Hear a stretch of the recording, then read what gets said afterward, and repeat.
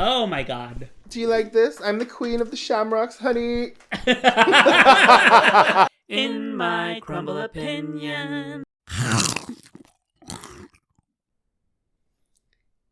Hello, my little crumb, horny dumpster divers. Yes. I'm so sorry. It's been so long since I've done an intro that I don't even know what I'm doing these days. It's been almost 3 weeks, which is like super duper crazy for me. Because Angel and I have done 25 episodes, never missed a week, missed 1 week, and got a taste for the freedom. We're like, let's miss more weeks.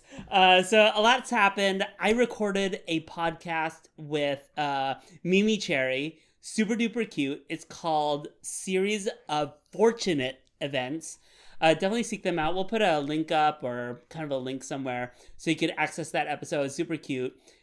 She's been doing episodes in the same frequency that we were doing episodes. So it's really nice to know that, if we drop the baton, somebody else is going to go ahead and pick it up. But we also went to P-Town. Oh my God, I'm like touching... I don't even know what I'm doing. We went to P-Town. It was super fun. I'll put some photos up of me paddleboarding. One of the most scariest experiences of my entire life. More demoralizing than scary, because it was just like everybody that I was with was like paddleboarding faster than I was, and I thought for sure I was going to be the fastest paddleboarder. Well, the fattest and the fastest paddleboarder. Anyways, I'm the fattest. But so I was like in Cape Cod for a little bit, P-Town, as it's affectionately called by F-words, F-slurs. And then after that, when I got back, I had to do a wedding, and I sang like an angel. But nobody got it on video. So it just lives in the imagination of the people that were at the wedding and the memories of the people that were at the wedding, which is fine because that's a lot of drag too. Anyways, enough about me. Now I'm back. And we're resolved to only put out super duper, like we have been, but committed now. Resolved to putting out the best episodes. So of course, after missing 3 weeks, I'm gonna have Rosie fucking Petals! Woo! Oh, how we doing? Oh, how we doing? Wait, did I ever say my name? I can't remember. I can't remember either. It's me, Phoebe Cakes. Mama Celeste would be so mad. She was like, girl, the first thing you do is say your name. Okay, yes, Phoebe Cakes. I'm Phoebe Cakes, and I'm here with Rosie Petals. Hello, everybody. We're going to get into the Irish of it all. Yes. But obviously, Rosie Petals is Irish. And is the freckles and the red hair, is this racist? Sound off in the comments. Let me know if it's problematic. But we're going to go ahead and just move right past that. I am cosplaying as an Irish person. You are. You're a Celtic queen. I love it. I bow down to you. Yeah. Oops, I hit the microphone. I'm so sorry. Okay. I'm so excited to be here. I've literally watched every single episode. I watch them at work because I have two screens at work, and I have literally one has going work and one has all the time, constantly, and it's just So, and I don't use headphones as well. I just share office with one person, and she does wear headphones. Shout out to Chris, I love you. But yes, I just do play it, so anyone that comes in has to endure. I endure my voice. Of course, oh my God. yes, Oh, absolutely. I'm so sorry. Wait, and before we start, so we're not allowed to say the F slur word. No, we can say faggot. I don't know how I'll get through the next hour. I did it because I think it's fun to say F slur. For sure. Yeah, but no. We say faggot a lot. You could say I think what would be smart to reach a wider viewership is to kind of sanitize these episodes a little bit and not curse so much, not talk about sex and death all the time. Yeah. But would that be Didn't you serving watch truth? Barbie? Oh Sex yeah, and does Death? anybody think about faggots? Is that what she says? Yes, that's exactly what she said. I actually play Animal Crossing still. I'm one of those people that still play it. But I actually recently tried to tell one of my villagers to call me a faggot, and it wouldn't have let me. Even I tried to spell it many different ways, and it still wouldn't let me. I even spelled it like baguette. Oh really? And they were still like, no, we don't use no, that word. they're smart. The what are they called? Algorithms. They learn. The bots. They learn the bots. Okay, so speaking of the bots, there was one bitch that came for me in my own comments on Instagram, and then I clapped back. Was she a bot? She wasn't a bot, Oh, okay. but the bots caught me. Like they knew that I was talking shit, and then like blocked me off of Instagram. For how long? It was for only a few hours.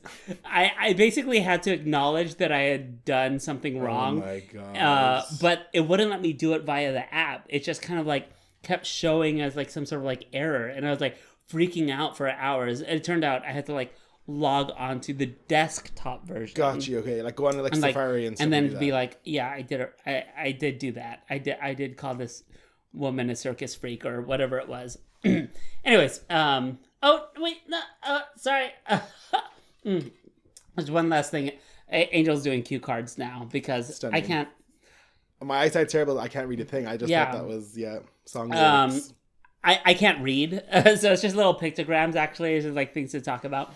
I was gonna say it's like because I can't like do my cue cards and wear nails at the same time, but I'm not wearing nails.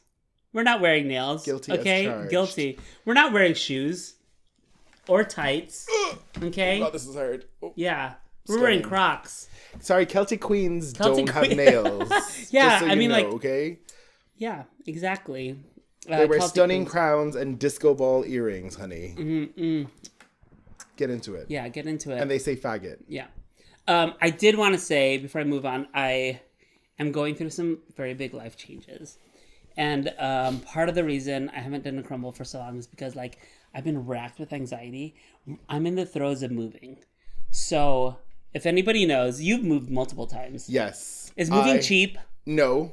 It's is expensive. Not. It is super annoying having to pack and repack and get those things there.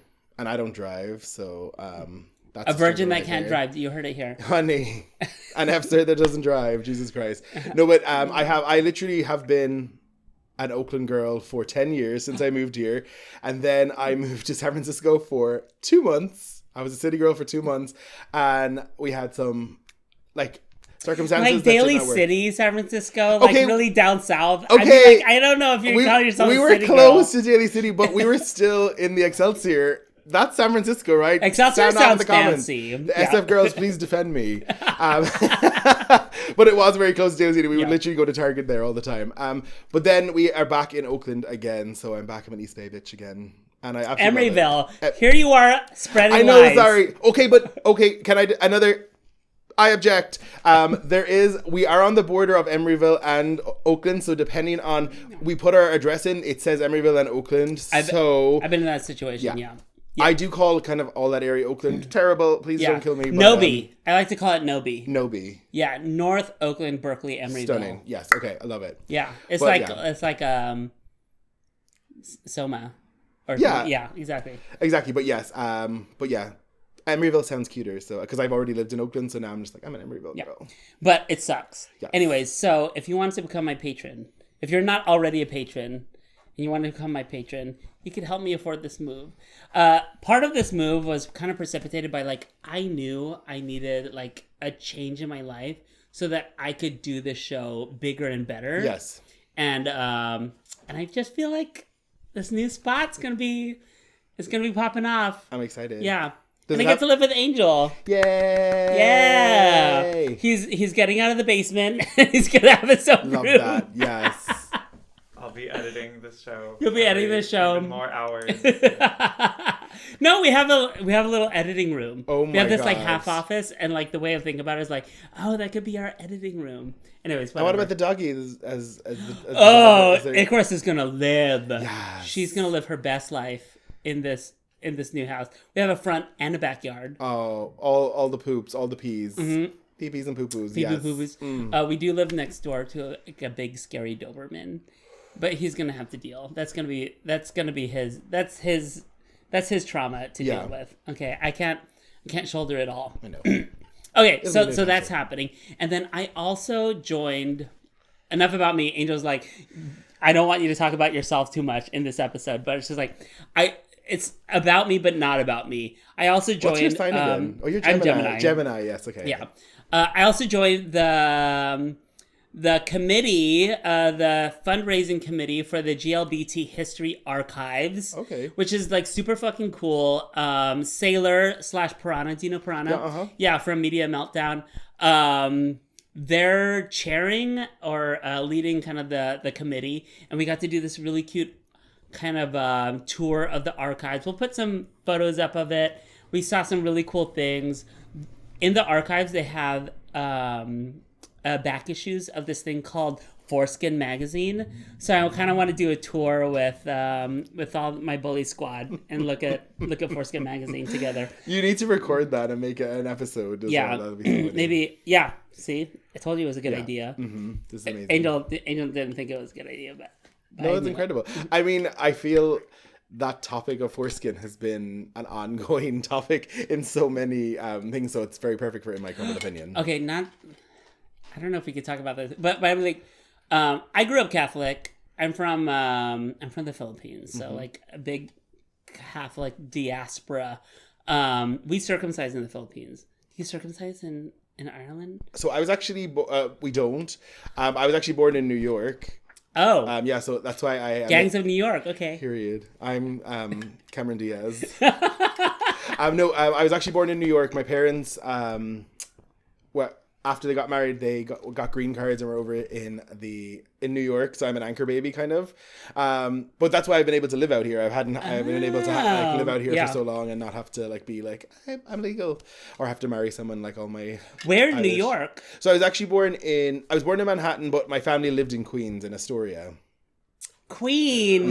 Queen. Okay, well, we'll get into the Irish Celtic Queen. Celtic Queen. Yes. I want to hear more about your journey back to the States a little later, but let's take it back. The beginning of your drag. Yeah.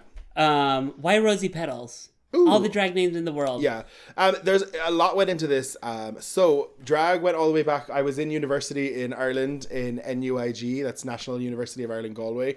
And I had one of my really close friends. We always kind of made like a semi-serious joke. It was like, we could have been or not, but we always said if one of us would become a stripper first or if one of us became a drag queen, we would use the name Rosie Petals. Okay. And we kind of went with that for a long time. And I was going to do a talent competition with another friend that we'd never done drag before. We realized it was really expensive to buy clothes. We were going to have to I thought I had to shave all the hair off my body. I was like, this is so difficult. My friend was actually called Hillary Buff, which now is funny because there is a go-go dancer in San Francisco called Hillary Buff. Oh, I didn't know that. But that was the name. And we were going to be called Bangers and Trash together. But it never happened. But I kept the name. But then I changed it to Rosie because I'm a massive Lord of the Rings fan. I don't know if we have some Lord of the Rings fans here, but God, you do. Rosie was. This is actually a Lord of the Rings cloak. This is definitely giving me those vibes. Like you're definitely like a Hobbit queen. That's not a shade I feel joke. like that's shade. Okay. Do you have hairy feet? I'm just kidding. I do actually. It's weird. Okay, yeah. We'll show the Patreons. I'm just kidding. So Rosie is actually a character. She's not like a main character. She's literally in the first movie and at the end of the last one. But she ends up marrying Sam, plot twist. But I seen her and she had like this corset on with her like tits up to her chin. Mm-hmm. She had bouncy red curly hair like this. She was really happy, had these rosy cheeks. Queen. And her name was Rosie. And I was like, if I did drag, that's probably what I would look like. Yeah. Just like jigging around the place. And so I just felt like, I could be different and I'll be Rosie Petals instead of my friend being Rose Petals. So that's where the name came from. Oh. Yeah. Mm-hmm. How did you start doing drag? So I got into drag. So we thought about doing it in college and then that idea went away and never thought about it again. But I always just had that drag name, which I think a lot of like queer people do. You just, even if you don't do drag, you just have a drag name on file somewhere. Yeah. And so basically then I came to the US. I ended up working at Bubba Gump's. That shrimp restaurant, Forrest Gump movie themed restaurant, and there was a lot of F slurs that worked there. Camille Toe actually was one of the first queer people that I met when I worked really there, working at Bubba Gump's. Mm-hmm, yeah, the Bubba Gump's in San Francisco. Yeah, the one down by the pier. Yeah, slinging shrimp. And Camille Toe was there. Yeah, oh yeah, and you were there. Yes. What a fun Bubba Gump. She was there for a little bit. I came in like 2011, and then I just for a summer, and then I went back, and she was there then, but I don't think she was there, or she left when I came back in 2013. Then again, I can't remember the timeline, but she was there for a long period of time, but then she was like over it. Yeah. But yeah, so I was there, and then with there was a lot of F-slurs that also worked there, and a bunch of us decided to dress up as the Spice Girls, and we went to Bow for Halloween. I was Baby Spice because no one will be Baby Spice when I'm around. I'll always claim her. But we did. You're ginger right now, though. I know I'm given this ginger Spice wig, but I'm all of them. Like I like all the Spice Girls are in me. But when it comes to like the costume thing or being a group, like I always want to be a Baby Spice. Like I'll fight for it. Yeah. Like I'll fist fight for it. Seriously, I'll get violent. Just kidding. But sorry, I'm getting sidetracked again. But basically, we dressed up as Spice Girls. We went to Bow. Spent about $200 on makeup and wigs and outfits, and oh my god, I can show you a picture. That was my first time in drag, and it looks like I'm wearing no makeup except like white eyeliner under my eye. I thought I was the most stunning creature ever. I mean, I look back at it now and it's just so embarrassing, but like I thought I was layering on contour, but there's nothing on my cheeks at all. There's some horror stories. I shared like a horror photo in my episode with Hennessy, yeah, that's right. Yeah, it was like, ooh, oh no. That was good. You're so brave. I thought brave, yeah. Celtic Queen. Was that Celtic or Scottish? Yeah, no. So the thing with Celtic is Celtic's not just Irish. Celtic is actually Scottish and Irish culture together. Okay. So that's kind of those joined together because there is a lot of similarities. But like, I will say, don't ever mix up Irish people with UK or British. Because it's very different, and there's been a lot of history where we like became free from them. So it's like that's the only way you can really insult an Irish person. You could call us fat, ugly, F-slur, whatever you want, but insult us by if you say like, British. Are you a part of the UK? Are you British? I'm usually fine, but like some people, if you're in the actual homeland, like they'll take the head clean off your shoulders, guarantee. But just a quick history lesson. Cue the traditional Irish music. I'm just kidding. No, but we do have like in 1916 there was an uprising, and there's 32 counties in Ireland, small little island, and the Republic then got 26 of those islands, and Northern Ireland is 6 of those counties. So Northern Ireland is actually part of the UK, and then we don't say South Ireland, but we say the Republic of Ireland, which is the bottom half of it, where I'm from, ding, County Mayo. And so basically that's the Republic of Ireland and Northern Ireland, not to be confused, but I can understand why, if you are not from over there, you don't understand that. But just so you know, Ireland is not a part of the UK. There you go. Just to summarize, I don't want to bore you. I'm sorry. No, that's good. That's great. We could turn this into a reel. Thank you so much. Okay. Irish Twitter is going to eat this up. Okay. So you started drag with coworkers? So is anyone that you start with? No. Now, currently, no. You're the only one none of them don't do... none of them do drag anymore. Well, I do have one friend, Jade Jayonce. She's performed with me a couple of times in Alameda and Oakland, but she doesn't actually enjoy it. She does, but she just doesn't like put herself out there to like book and to get booked and stuff like that. So, but she always says she wants to. And I think she's absolutely incredible. But yeah. She's still on her like gender journey and stuff like that as well. So I love that. But good for her. But yeah, she was our Scary Spice, and we ended up winning first place, and I had all this makeup, and we were like, let's get in drag again. So I decided to kind of like, let's find some local drag, because I knew some people in San Francisco, but I was in Oakland, and I was like, there has to be drag in Oakland. Did a bit of research on Instagram, the best place ever, and I ended up finding Ava Lachey, who is my drag mother. And I found her, and I messaged her, and I was like, hey, I see you do a show. And we got in touch, and then ended up going to the White Horse Bar where I started out in drag. And we went, the day we showed up, though, a bunch of girls left the show. And so they were down a couple of girls on the schedule. Typical drag drama. Yeah.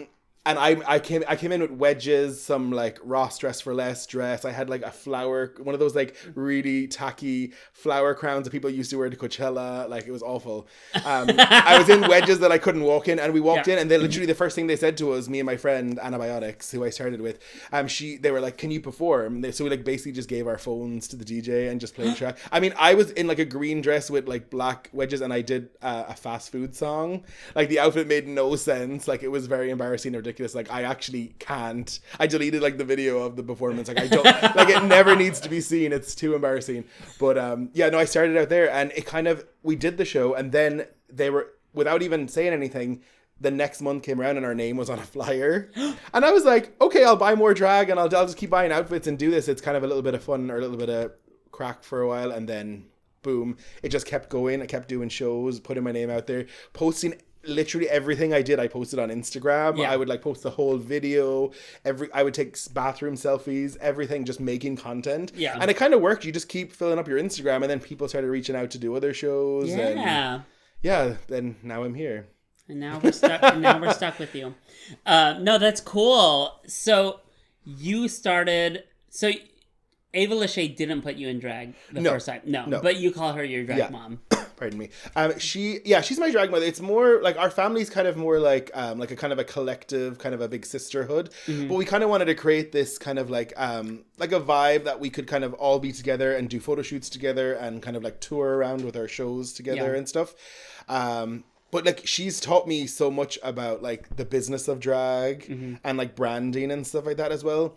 And like with makeup products for sure, but I kind of had already kind of like figured out what I wanted to do, and I was a bearded queen. I mean, I wasn't at first when I first went to the White Horse, but then I kind of just developed that I wanted to be a bearded queen. Wait, so the first times you did drag, you didn't have a beard? I didn't have a beard, no, yeah. Because I just thought that that was all I knew. That was kind of all I had seen, really. Yeah.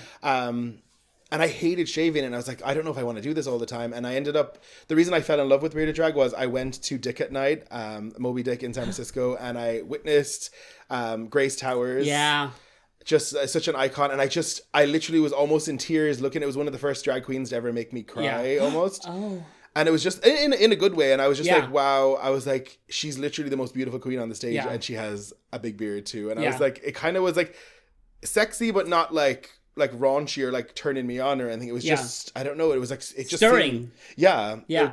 No, I was actually talking with Sally Limon earlier. Mm-hmm. She apologizes to you for no longer being a bearded queen. She's like, I accept her the apology. beard. I'm just kidding. I've given her so much shit. But I was telling her, like, when I started drag, I wanted to be a bearded queen too. Mm-hmm. Partly because of Grace Towers. It's like I wanted to be a butch queen. I love the concept of like that androgyny or that mixture. But I couldn't grow a beard. Queer. I couldn't grow a beard for shit. So I would put it on, and it just is that like a Filipino thing? Because I feel like I haven't seen any Filipino bearded queens. Even I think like Asian people in general don't grow like full beards unless you like win like the gene lottery, and you can. So I have really dark facial hair, but it's not very full facial hair. So so when I did drag, it just like it didn't have the effect of like, I mean, like this is an effect, you know. So so I kind of ditched even it mine's too, pretty patchy, I will say, but I am very grateful that it does grow in this kind of like area, but it is very patchy too, so that's why I kind of like fill it in. But if you ever want to do a glitter beard, you actually don't need to have hair. It kind of just helps for like texture looks. But you can actually just, because most of this is glued onto my skin anyways, and it kind of just catches onto the hair. So you can kind of totally do it. It might just take a lot more force and a lot more glitter to do it. But if you use the right glitter and the right brushes, you can definitely get it. Would you do it for me? Absolutely, yes. You painted a lot of people. Yes, I have, yes. It's not my favorite thing to do. I get very stressed because I'm a perfectionist at looking at myself and little things that I know I can change, but when you can't feel them on yourself, I'm always like, oh, freaking out. Nia Politan, wig stylist of Sprinkles on Top, is also my roommate, best friend, manager, everything. She loves painting other people, so sometimes when people are like, I want to get in drag, I'm like, Nia. Well, I know for a fact that you put Rosie Petals in drag for the first time. Yes, I have put. So why didn't Nia do it? Why did you do it? Well, I do it because she's my daughter. This was back when we first met, and I didn't want to have kids at all. I just didn't want to have Jenny drag kids. I don't know. I just felt very like solo, and I was already in kind of like the sisterhood collective, the House of Lachey, and I was like, not going to do it. But then I had met Centra, and I've known another F-slur that worked at Bubba Gumps, Anita Bum. Anita Bum, she wasn't a server with us, but she was a hostess, but in the same building, and that's where I'd met her. And for years, she'd always, after I started doing drag, she was always like, when are you going to put me in drag? And this bitch wore makeup everywhere. It was stunning. It was always beaten. I was like, bitch, you should show me how to do makeup. It should be the other way around. But then she would come to the shows, and then she seemed serious that she wanted to do drag. And then it was like, Centra also came along at the same time. And it was like, okay, these... When did Tara come along? Tara was a little bit after I had made the other two my daughter, but I had met Tara through some mutual friends, some of the Bubba Gumps friends that I did the Spice Girls with. Okay. Not a drag related thing. We had been out drinking, and she had just moved from Salinas, and and then someone had showed her a picture of me, and she was like, I want to do Brita drag and stuff like that. But she didn't become my daughter for a long time. We spent like a weekend at Oaklash together, and then we had spent so much time getting ready, everything, and we were like, just had a moment, and I was like, okay, let's do this. Cute. So yeah, but she's no longer my daughter anymore, but I have so much love for her still. Yeah. Yeah, well, now she's no one's daughter, so, and has no love, so whatever. I mean, yeah. No, just kidding. It was her choice to leave, not mine, so. Okay, we do need to take a break now. I did tell Angel we're going to get to 30 minutes really, really easy in this first segment. He was like, no, we need more questions. Like, I just want to say on the record, I was right. He was wrong. So we're going to take a quick break. When we come back, we'll see what makes it into the record. Attacked. Okay, well, here's the thing. Angel loves to not cut anything out. So she loves to threaten to cut things out, but you know what? She's too lazy to do it. So I've been noticing the newer episodes have been going like an hour and like 20. Well, that's because people are so fucking fun. Yeah. I mean, like, we have fun with all the guests, but I'm not gonna lie, when I see a podcast or a YouTube video that's like over an hour, I'm like, no. But honestly, when I see In My Crumble Opinion, I think it's because like we know everyone. When I see that it's longer, I'm like, get my popcorn ready. Like, I am in for a treat. Like, regardless, it's just maybe because we do know it. Maybe there's the fondness or the familiarity. Is that a word? Yes. Yeah. I don't know. Yes, it is. Okay, we're gonna take a break. When we come back, more with Rosie Petals, Celtic Spice up your life. Queens, and cut. Ugh. Just kidding. Hello.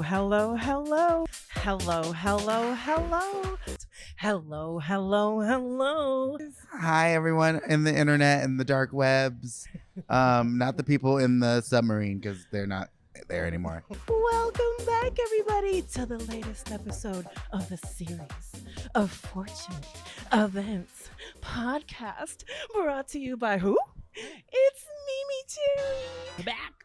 We made out a little bit in the back. We did. Just a little bit.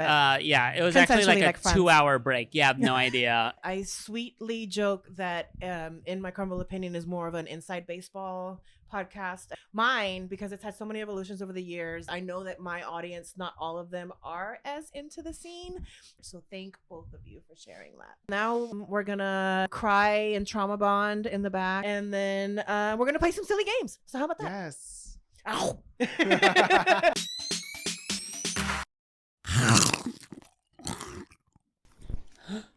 Welcome back to Coffee with Celtic Queens. The Catholic Celtic Queens. The Catholic Celtic Queens, yes. Not all Catholics are circumcised, is what we learned in the first segment. Mm-hmm. Second segment is all about how funny you are. Do you subscribe to labels? Top, bottom, Campy Queen. I'm a side. Aside. I'm Aside! I'm a side. I'm a Libra side. I'm also demisexual. Oh. This is probably why I'm single. Okay. No, those are good things. I love Aside. Yeah. And you're a comedy queen. Yeah. Oh, I definitely love, like, that would be my thing, because I'm not a dancer. I don't sing live. But I've always loved drag because I was like, I could kind of sing, but never well enough to be doing it all the time. When I was in Ireland, I was like, I can dance, but then I moved to the US and I was like, oh shit, I really can't dance. Wait, I've never heard you sing. Can you do Danny Boy? I'm really bad with the words. I don't know it all. What? Okay, Irish Blessing. What the fuck is that? Oh my god, I only know 2 Irish songs. It's Irish Blessing and Danny Boy. But I was in like men's glee club. That's Stunning. the Patreon. We're gonna sing those for the Patreon. Okay, that's fine. I'll sing a little bit of an 80s song. I am a man who will fight for your honor. I am a hero you're dreaming of. We'll live forever, knowing together that we did it all for the glory of love. Oh my god, that was so bad. On my behalf, sorry. No, that's fine. I tried to Everyone's harmonize deaf. and I can't. I don't have the ear for it. I threw you off. But that's okay. I'm really bad with words. I need to Even though, I should have sang another Irish song, sorry. But there's like one Irish song that I do know kind of well, but a lot of things I literally, like lip syncing, unless I do it all the time, like, but when I learn a new song, I always fuck it up, no matter how much I practice it on the first night, and then after that, it's grand. Oh my God. It's crazy how you could fuck up a song you know so well. Mm-hmm, I know. Do you get nervous, get stage fright? Is that what Oh, it every is? time. So and this is the worst for COVID, since the COVID times, but when I get anxious, I start heaving like I'm going to throw up. Like my stomach starts doing this weird thing where no matter if there's nothing in there, but it starts curling almost. And I'm like, I start coughing to stop myself. So backstage, if anyone's done a show with me backstage, they'll hear me doing these weird coughs and everyone's like, are you okay? Like, do I need to put a mask on around you? Yeah. And I'm like trying to explain to them like, no, it's just my anxiety. Sorry. And then the minute I go out there, I'm like, I don't want to get off the stage. Yeah. But every single time it's crippling anxiety. Yeah. I like revisited my GAPA number. I competed in GAPA in 2018, and because nobody recorded me singing at the wedding, I was like, well, I did sing this song for GAPA, so I looked at it and just like, I slayed. I kind of ate. I love your voice. I got oh, thank you. Yeah. I did get best talent that year, but watching it, I was gagged because I hadn't seen it for so long, and I was like, I didn't remember how well I did. Yeah. I knew the audience liked it, but I didn't know if like I would like it. Mm-hmm. It was really good. But I distinctly remember. What did you sing? I sang "Being Alive" from Company. Oh, like a lovely. Sondheim musical. Yeah. Mm-hmm. I distinctly remember moments before going on stage, like wanting to throw up and cry. Like it was just like, I'm about to go on stage, throw up and cry. But once you start and it's not falling apart, then it's good. Yeah. But it's like. But it shows how much you care and how passionate you are too. Because if you weren't nervous, it would just be like, I don't care. Do you know what I mean? Yeah. How do you deal with your stage fright? I drink alcohol. Not a lot. So I don't really like to drink too much beforehand because I've had my shares of nights where I drank way too much when I went on stage back in the White Horse days when I would when there was like 14 girls performing 2 numbers. So the show would be like 4 hours long. So your numbers would be like an hour and a half apart, so I'd have an hour and a half to drink, and I was like, I fell on my ass a couple of times. No, but I definitely like to have a drink just to like take off the edge. Sometimes I'll have like a cigarette sometimes.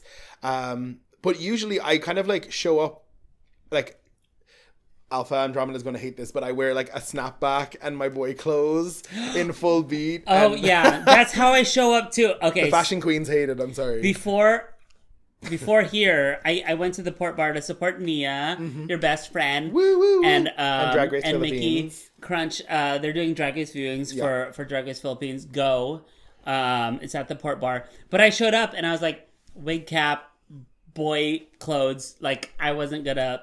And everyone was like, "Where's your wig?" I was like, "Oh my god, I'm not doing anything drag related right now, so I'm not gonna wear a wig. Yes. Like, why would I?" But. I'll probably cut this out, but you keep calling her Nikki Crunch. It's Kiki Crunch. Kiki. Oh, is it? Kiki oh Crunch. my god. It's Kiki Crunch. It's mixed Kiki Crunch. Oh my god. I'm like, shut up. I'm stupid. Okay. So good. Mixed Kiki Crunch. Miss Kiki Crunch. Yes, she's stunning. Kiki. I do keep saying Mickey. That could be a new. If anyone's looking for a new drag name, Nikki Crunch is available. Love you, Kiki. Yes. Okay. Sorry, what were we talking about? I totally lost. I got distracted now. My ADHD is happening. Oh yeah, sorry. Getting ready for a show. So I do show up with my snapback on and boy clothes, and then it literally, as usual, and I'm so used to doing shows with Ava that I'm always right after her. Yeah. And even though we love Ava so much that she talks a lot, so that's great sometimes, but I'm never ready, so I need to put my nails on, I need to get my outfit on, and I'm one of the slowest ones to get ready. So like Ava can get ready in 1 number, that's fine, but I need at least 2 numbers to change. I'm very sweaty and I have to peel things off me. It's not very sexy, but it takes sometimes the longest. So I have a process of getting to, and I'm just constantly doing something until they call my name. Yeah. I feel like if I'm sitting there waiting to go on, that's when I get more anxious and I'm thinking about it. So we kind of glossed over it. I know we talked about your family already, but you call Ava your mom. How did she become your mom? I was saying earlier that like we kind of decided we wanted to have a house, but it's more of like a collective kind of thing. And like a sister. We were already sisters, but I kind of said it was like we should kind of form our own house because we kind of are performing around Oakland, and this is at the time where there wasn't many shows. In Oakland. So we're like, oh my God, let's just be like the House of Lachey. And then Yeah. a couple of our friends that were there that weren't already in families kind of like joined too. Some of them are not doing drag anymore or are kind of like left California. But we kind of have that little thing. But she said I was always her favorite. I owe so much to Ava Lachey. When I first started doing drag, there are 2 shows that I was doing most frequently. And that was Tragic Queendom, and I talked about it on this show. Yeah. The other one was Dark Room, which Ava yes. had taken over from some other queen, and I don't know the history of Dark Room. Uh-huh. But I was doing Dark Room a lot, so I owe so much to Ava. Mm-hmm. But I love the way they host shows. Yeah. But I also hate it. I love and hate it. It's so funny. I love it. They as in Ava Lachey or they as in... Ava, yeah. Oh, yeah. I'm so used to Ava. Ava just loves chatting and it's always a good time and I just love all the stories and stuff like that. So yeah, it's just like family to me. But I guess everyone's hosting is like different. Yeah. You know, I'm probably like, I feel like I'm wild sometimes. You're a great host. I'm the opposite. I don't talk enough sometimes. I'd be like mid-story and I'm Really? like, okay, anyways, next person. And I remember one time you guys came to the Dolled Up when I was hosting. I was just filling in. I don't actually host any of my own shows in person. I've always just been filling in for Ava. But that one time, the bartender kept giving me shots for different things, and I was like, I actually don't want anybody. He thought I was just being polite, and I'm like, no, seriously. By the end of the night, I remember seeing you guys in the front row, and like everything else was a blur. Like everything was blurry. I was like, I have to perform a last number, and I'm like sweating alcohol through my makeup. It was like, oh, so now if I'm hosting, I'm literally like, don't give me any alcohol at all. Yeah, I hosted. I also self-medicate when I do drag. I like drink. It puts me at ease. I hosted Princess sober once because I was like taking a break from alcohol for the month, and it wasn't that bad. That's it. Yeah. That's the end of the story. No, for it's sure. Like, you should try it out. Definitely, I think I will for sure. Yeah. I did host at Oasis once. It was for a Eurovision party, which was a lot of fun, and I was so You were constantly... so good. Oh, thank you so much. I actually had a lot of fun that time. I was so busy getting everything ready, and also I sweated an eyebrow off, so I was stressed, and I didn't bring enough makeup with me, and there was like everyone was rushing backstage, so no one was actually there to help me with that. But I didn't even have time to drink, so I kind of did that one sober too. If that Did counts. they do a Eurovision show this year? No, we haven't done it. I think it was 2 years ago, and I actually it was like a medium crowd because for the big room, it wasn't like an absolute sellout Princess. Yeah, but I think it could be if we did like enough because it was very like last minute, and we were also meant to have the winner from Drag Race Holland, Vanessa. Okay, I forget her last name. Ben Cartier. Yes, that's her. Yes, she was meant to come over and headline it, but then she ended up. Actually, it was a really funny story. I was in Ireland for Christmas because this was in like March, and I had posted a flyer of it and tagged her in it, and then she DMs me and she goes, "What is this for?" And I was like, "You're on the flyer." And then she deleted before I even got to respond. She deleted the comment, and then literally like a week later, Snacks messaged me and was like, "Oh, Vanessa no longer can do the show." So it was just it was just some local girls, but it was great. And I got to meet a bunch of people that really loved Eurovision because I grew up like my drag is so inspired by Eurovision, how campy and like queer and like cheesy and tacky it is. Who's your favorite Eurovision winner? Ooh, who was my favorite winner? I think definitely Loreen. Okay. She just won the most recent one, and she's the only woman to have won it twice. Wow, I did not know that. But she won in 2012 with Euphoria, and I remember because I used to have a Eurovision party in my house all the time. I used to make people dress up in the colors of a flag of a country in the EU. I remember I used to always do Romania because it was blue, red, and yellow, and I wear like a blue jacket, a red t-shirt, yellow jeans, like very cheesy. But I remember people yelling at me. One girl even cried. She was also drunk, but she cried because I wasn't cheering on for Ireland. I was hoping that Sweden would get the points because I loved it so much. But you get so into it because it's very much every country rates the point system for every song, so it can get kind of political rather than. I mean, there's definitely is a talent portion of it, but it can also get political when the other countries are voting. So there's that to it, but I was just like, I kind of want Sweden to win. Their song is better and it's amazing, and she's fantastic. So probably her. The one annoying thing for Ireland that Sweden won this year, though, because Ireland, since I forget, I don't know how many Eurovisions there is, but Ireland has the most wins, or had the most wins with 7 wins. Wow, I did not know that. But now Sweden got their 7th win. So now they're matching with us. So Ireland is like, now we've nothing to boast about, but we'll get it back again. Sweden is a pop like hit maker. Like, Yes. I don't know what they're putting in the water, but Yeah. like every time there's like a no-name like pop hit hottie, I'm just like, oh my god, they're so good. And we look up where they're from, and it's like, oh, Sweden, obviously. I want to go to Sweden so bad. Everyone's Yeah. literally so hot there. I want to go to Eurovision. You like the... What kind of fish do they eat there? Salt cod. Salt cod. I love. Is there I like love a fish? Okay, never mind. Lutefisk. Lutefisk. I mean, I try it. As long as it's not raw, I'll try it. You don't eat raw food? I don't eat raw seafood, yeah. I don't like That's oysters why or you're a sushi. I'm side. sorry. That's also why I'm single. No, I'm just Yeah. kidding. I actually, so this is actually this is a totally random, not drug related. You can probably cut it, but I'm going to say it anyways. When I first moved to Oakland, when I was dating on Grindr or whatever, this one guy, I was kind of just like being bubbly and like flirty and chatty with him, and he was like, okay, let's go get coffee. And I was like, oh, actually, I don't drink coffee. I was like, let's go get tea. And then he was like, oh, never mind then, let's just grab a beer. And so then I was like, actually, I'm Irish, but I don't drink beer, but I'm happy to go get a cocktail or something like that. I was just being playful with him. Yeah. And then he said, do you want to get sushi maybe? Dinner is probably better. And I was like, and then at this point, I'm like, oh shit. Like, and I was like, I'm not joking this time. I actually don't eat sushi.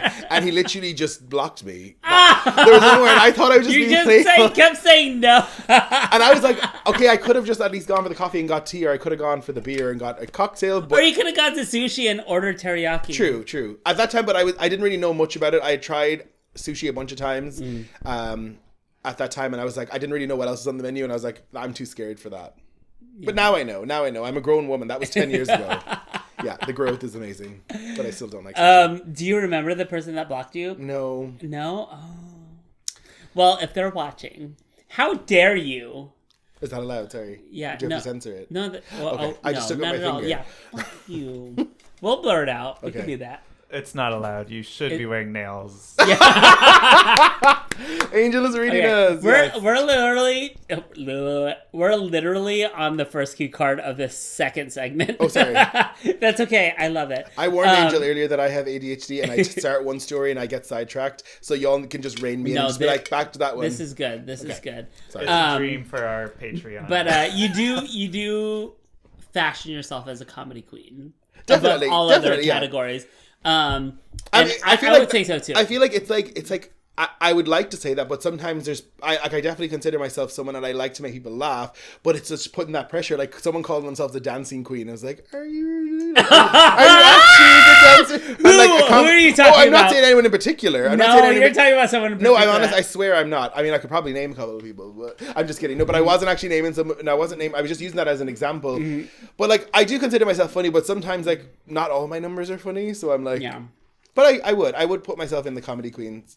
I don't know if I'd be good at stand up. That's sometimes when I hear comedy queen, I'm like, they would do stand up really well. And Stand I up don't. is very different Yeah. from comedy or being funny. Yeah. You know, And you 'Cause guys have done some like reading challenge, those reading shows where like the what's it called? a roast. Yeah. Oh yeah. No, I've done a roast. I think that I'm pretty good at roasting. Mm-hmm. I have not really. I wouldn't call myself a stand-up comedian. I think I'm like funny. But I feel like if you're good at doing a roast, that's considered stand-up comedy because it's all about timing and delivery. I mean, obviously you're not telling a story as much as the stand-up. Yeah, but you get to like read from a card. I feel like stand-up, you have to be off. True, book. you're right. Like yeah. off book, for sure. Yeah. I don't know. Stand-up is hard. Yeah, it's not my tea. Ava does stand-up. For sure, yeah, definitely, yeah. Yeah. Yeah. So you wouldn't call yourself a stand-up queen? I'm definitely not a stand-up queen, no. But you're a comedy queen. Yes. Where do you think your comedy comes from? I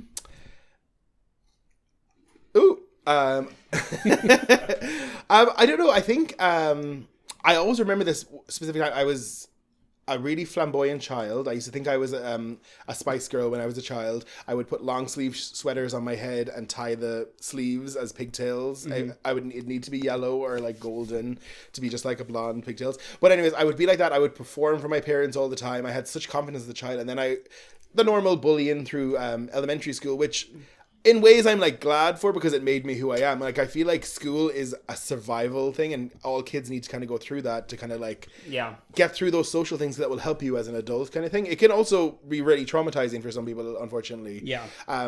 but it kind of like hardened me up a little bit. Oh, no pun intended. But I went to an all boys Catholic school like all my life.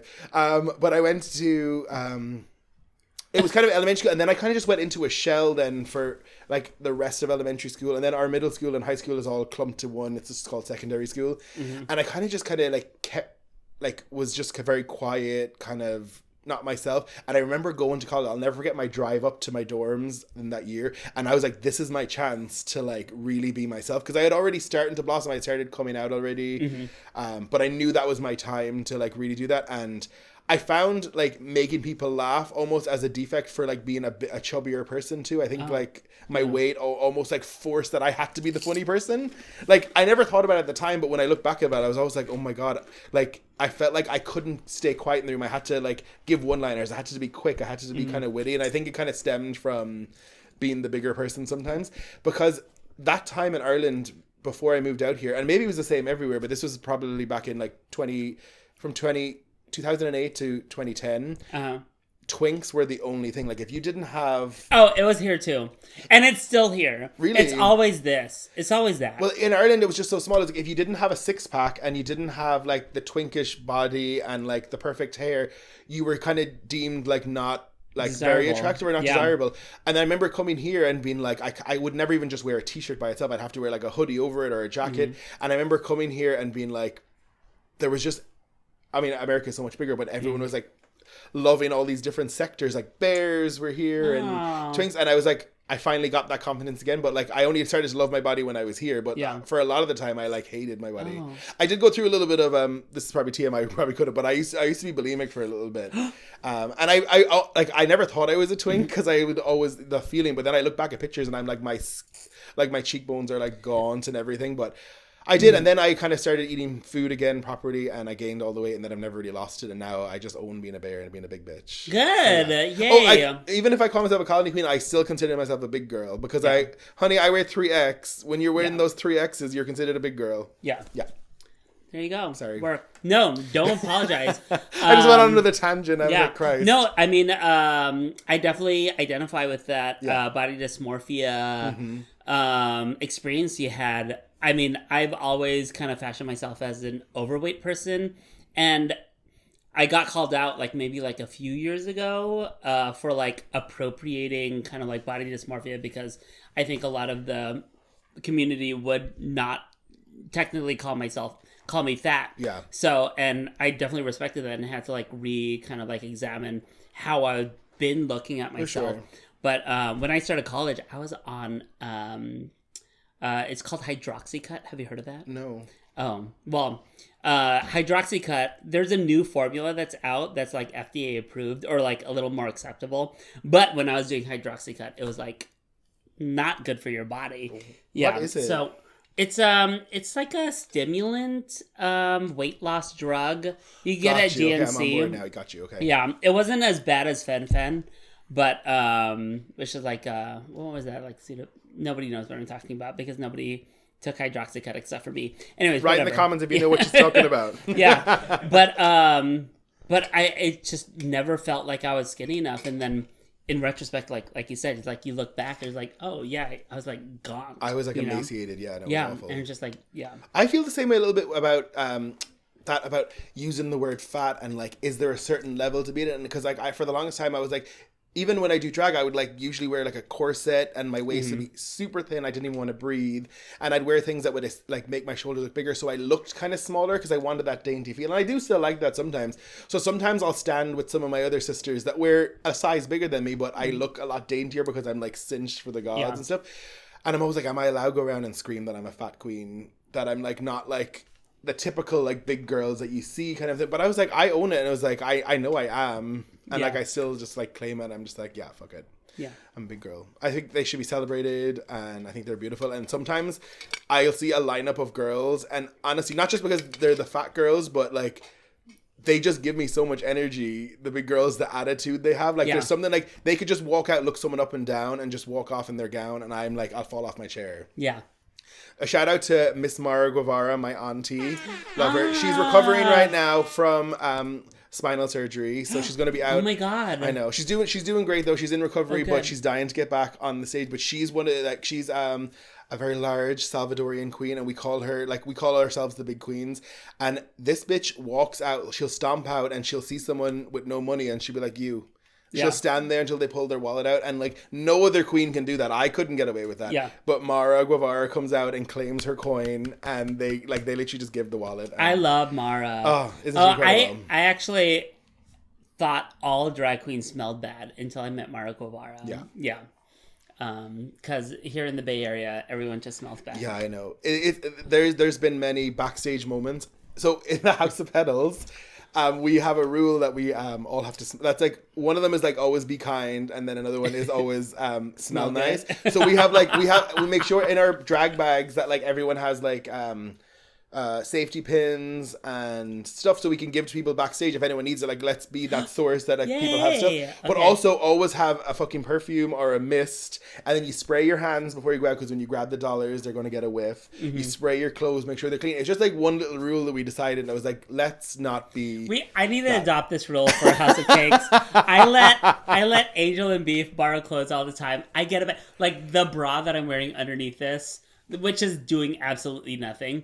But I was putting it on. I was like, this smells bad. And then I was like, oh. You need to get them like, that's you get why. like really cheap little body mist, then just label them with their names, like one for each of you. Put this in your No, drag I think bag. like industrial strength. Like, I don't know what I need. Dead. Body mist is not going to do shit. Okay, so we're going to take a break. And then when we come back, we're going to talk about Butch Queen and drag mixes. Yes. So stay tuned. See you soon. Celtic Queens.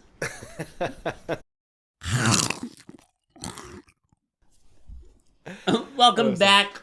I'm with the Celtic Queen, Rosie Petals, and we were just about to talk about Butch Queen. Yes. I had asked you how you put like a mix together, because I know you from your comedic mixes. A lot of textures, a lot of like, you know, different references, levels.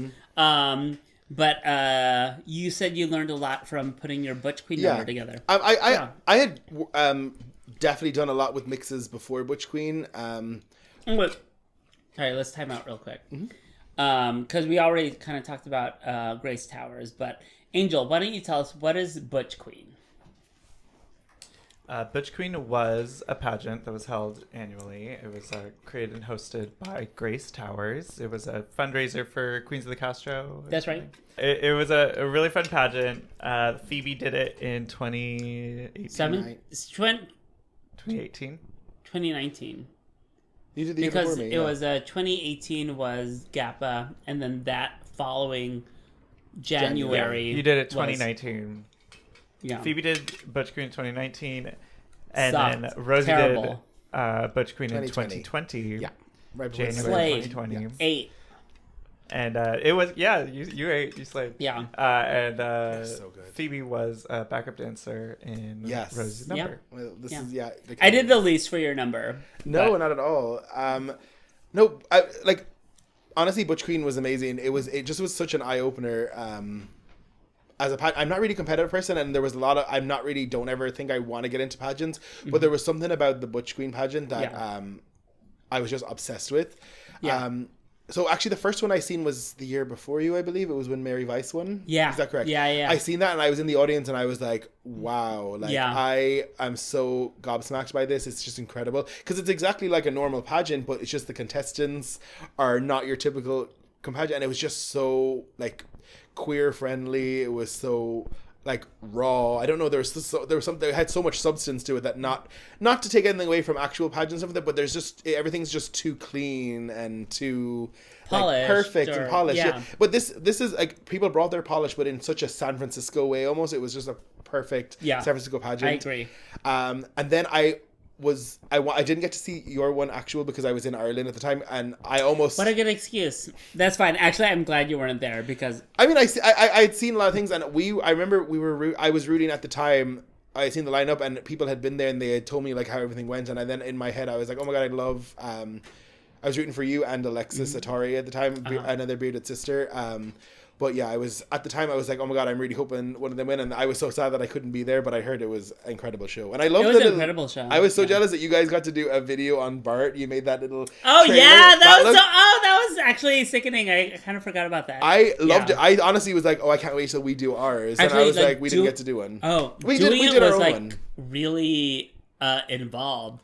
Like, not only did we have all these like different like shooting dates and photo shoots and video shoots, but we also had like clinics, like one-on-one coaching clinics, and also not only on top of the clinics, like we had like meetings, like personal meeting. It was like Rehearsals. so involved. Yeah. Oh no, you get So a it's like- schedule when I don't know if it's probably the same for you, but when I did it, they're like, hello, these are the dates. If Yeah. you're not available for at least 3 of them, don't sign up. Don't waste. Yeah. It's like basically like don't waste my time, which I thought Yeah. was so well done. It's not for the faint-hearted. It's a lot of you're very involved. I'm so grateful. I was such a big stan of Grace, and she let us into her house, which is such a vulnerable thing to do. It's like let all these strangers gorgeous into her house. Oh, amazing. And she literally would sit there one-on-one, and she made us like mood board our number, broke it down, never told us you can't do anything, but she's like, I'll make a suggestion, or if you have questions. And she really taught me about why, like there's certain questions. Why are you doing this? There was one part where I didn't want to wear heels for the whole number, and she was just like, could you start with it? Could you do this? Could you bring another factor, another level to the number that would make sense to the story? Yeah. And I know it was just amazing, and I really went in there and came out rewarded for my storyline. And no matter, everyone was just praised for their work, but also like, well, I'm thinking the right word, but it's just everything all the advice that she gave us was just very like beneficial. It was like, and it was very hands-on. I did miss 2 days because I was in Ireland, which I was sad about because they all painted together. I'm sure you did that one. Yeah. I just like photoshopped myself in. Oh yeah. To the picture, pretending I was there, but it was not the same. But and then I missed the video that we did. We did kind of like a dim lit 80s vibe. But I got to film my solo one when I got back separately, so I looked like I was there. But yeah, no, one of the best things I've ever done. Like I would never do something if I didn't think I have a chance in winning. Yeah. But I never go in there with the thing, if I don't win, I'm going to be pissed. Like, I'm going to be at all. I was doing it for the experience, and I would tell anyone that's ever thinking about if Butch Queen comes back, if anyone wants to like go for it, like I'm saying, it's just one of the best experiences. I would personally. Would you do it again?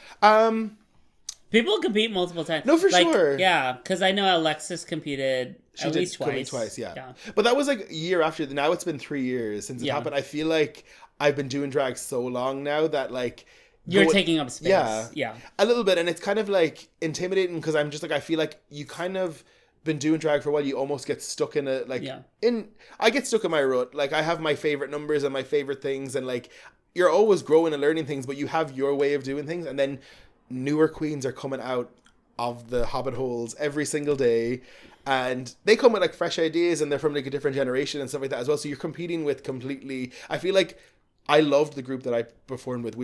We had like a very much like a sisterhood, and everyone was so different, but all on the same wavelength and the same. And like, I don't know, it was just the thing I love about Butch Queen is that Grace tells you is you're competing. You're only like enemy, or your only, what's the word when you're against someone? Adversary, competitor. Your only competitor is yourself. Yeah. Thank you.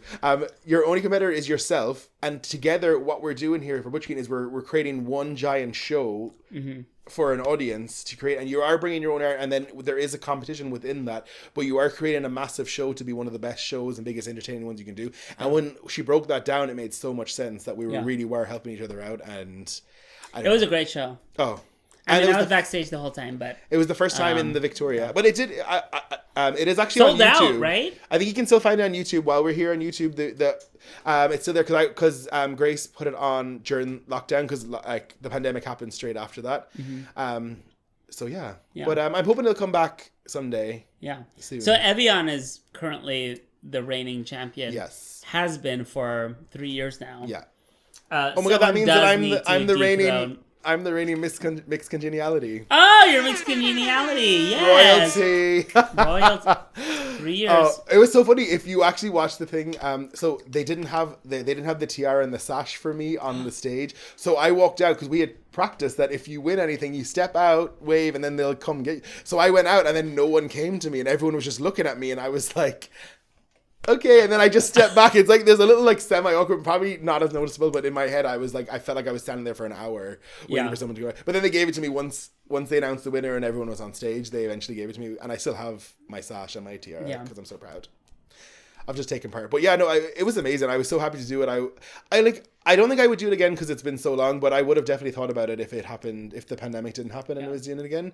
It is a lot of work, and a lot of pageants, obviously they take a lot of energy from everyone around, and I'm sure like your house is absolutely incredible because you guys all come together and do that, and that's what drag families are. Like, they're not like, drag houses aren't really the same as they used to be, where like everyone looks the same and you teach them absolutely everything.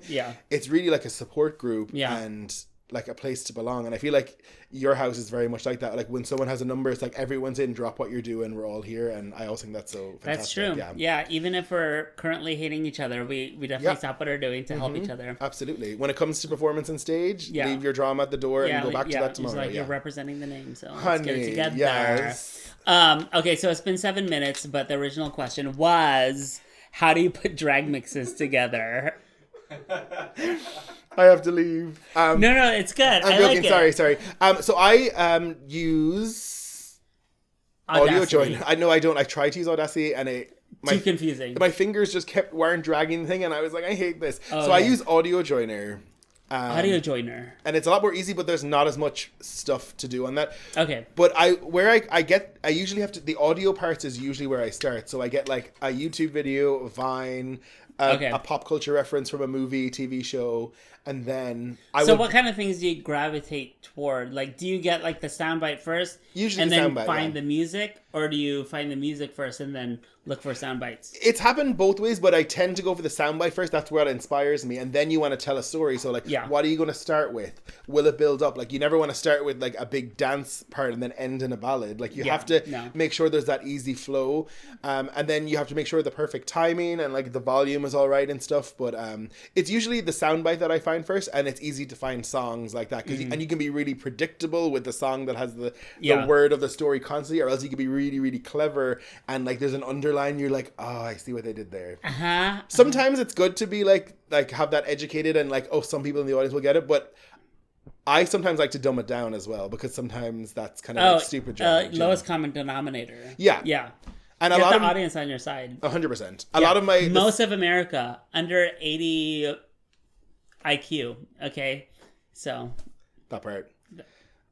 You're but like a lot of the songs that I usually pick are very, I wouldn't say top 40, but I love my pop music for sure, but it's more like cheesy, like could be borderline Eurovision, very like 90s, early 2000s. Like, honestly, my favorite song to perform to is the Macarena, which a lot of people hate, but when I hear that opening track, like I get a shiver in my spine of excitement. Anytime I'm one of the haters. Most people are, and I understand.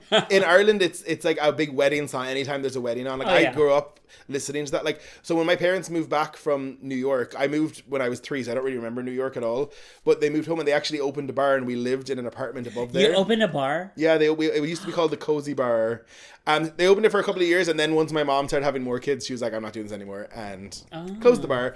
But we did live above it for a couple of years, and I remember just like sometimes during the day, if I was down the bar, I could listen to the jukebox, and I was obsessed with like 90s music, and that's where like that sounds like a fucking movie, like that you were born in New York, moved back to Ireland, and your parents opened a bar. Yeah, that's so sweet. Yeah, called Cozy. The Cozy Bar. Yeah. And it had a jukebox. Yeah, a jukebox. Do you have a favorite song from the jukebox? And it's one of my favorite songs. It gets me in a good mood. Is "Rhythm Is a Dancer" by Snap. Yes. Okay. Rhythm that was under. Wait, we probably can't sing that song. Well, it one. I don't know if it's a jukebox, but it's one of those, the jukebox you press the button and the CDs flip over and then it pulls it out. And brings it in. A jukebox. Or maybe it wasn't a CD because it was in the 90s. Yeah, no, Rhythm is that. Yeah, no, it would have been a CD. Yeah, it probably was. Yeah, it was Rhythm is a Dancer. Also Ace of Base. All that she wants is another baby. I didn't really understand pregnancy and all that stuff at the time, but I remember being like, honey, she wants another baby, give it to her. Also Spice Girls. I was a Spice Girls fanatic. Like, always will be, die hard. But yeah, those ones, the Macarena always sticks out. It's definitely the remix, though. Yeah. Like the Bayside remix, I think. It's where like the girl is talking. I love it. So if a baby queen or king came up to you and was like, I'm putting a mix together, I want it to be funny, what's like one advice you would give them? Definitely you need just have a beginning, middle, and end. Yeah. And I know that's what I say. for sure. You just it kind of sounds complicated, but it's really not. You just want to make sure you don't put stuff in the mix for no reason, just to extend it for time or anything. Yeah. Make sure that you find it funny. If you don't necessarily find it, don't do it just for the audience. If you can find that humor there, like there's bound to be someone in the audience that will find it funny. Yeah. And also adjust your volume, please. Don't have the talking, the dialogue lower, because that drives me absolutely insane. I'm like, sorry, what? Sorry? I'm like, no, I can't be doing that. That part, yes, thank you. Exactly. So, yeah, great advice. I agree. Beginning, middle, and end. Normalize. Don't normalize your queerness, but normalize your drag audio, please. Yes. We talked about your drag family a little bit. Yeah. You have your mother, Ava. You have your kids, Centra, Anita.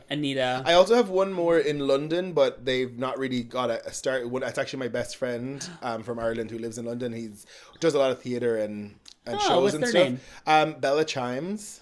Bella Chimes. They did perform for my birthday one year that I wasn't in. I don't know. I think you might have been at that show. Was that? Oh, maybe. Actually, I think I do. They were dressed as that. the Princess Peach. I painted them. But they've done a couple of shows with their friends over there. They're in like musical groups, so they've done some like fundraisers and stuff like that. But they're definitely getting a start on it. But they're still my baby. But I just don't see them as much. So not everyone knows about them being my daughter. But I'm still a proud mama. Uh-huh. I've definitely trained them a lot about makeup, because with like Centra and Anita already knew how to paint, but like there was things like blocking brows and how I like to do my nose really skinny. There was little things like that I would tell them, but I never wanted them to like look like me. I didn't want a house that was like everyone looked like them. I wanted them to discover drag the way I did, where it was like watching YouTube videos, like studying other drag queens' faces and be like, I'm going to attempt to do that nose, or I'm going to attempt to do this contour and see what it looks on my face, because everyone's different. And even when I've painted people, it's hard to get the same shapes and stuff, because everyone, the textures on the face. I've tried to paint people and it's like, I want them to look like my daughter, but it's just like, it's so hard. Yeah. Faces are. I love you. I love your paint. Thank you. I love your paint. One of the most stunning queens in the Bay. You always have such a like plastered face. Like, yes. Me? Stunning. Oh. The art. Oh my God. And also your digital drag. Oh, sorry. Whoops, knocked the microphones over. Digital drag numbers. Like, you did so many like artistic numbers, like the floral duet thing you did, like, is one of my favorites. And then that one, I forget what song it was like a remix, but it was just your face for the whole number, like zoomed in and out. Oh yeah, it was a cover. And I was just like, wow, like these are just on another. I was just like, I spent about 7 hours editing my shitty green screen number, but like this is just like breathtaking. It's just like not even on the drag level. I really appreciate that comment. I mean, like digital drag has a very special place in my heart. I wish I had the energy and drive to like produce more kind of like digital only numbers, but it's just like it's so much work, as you mentioned. Maybe in your new place now. Maybe you'll have this studio, so who knows? Oh my God, that's actually a really good prompt. Yeah. Like I'll do a digital number in my new place. Pinky prop. You see it here. Pinky swear.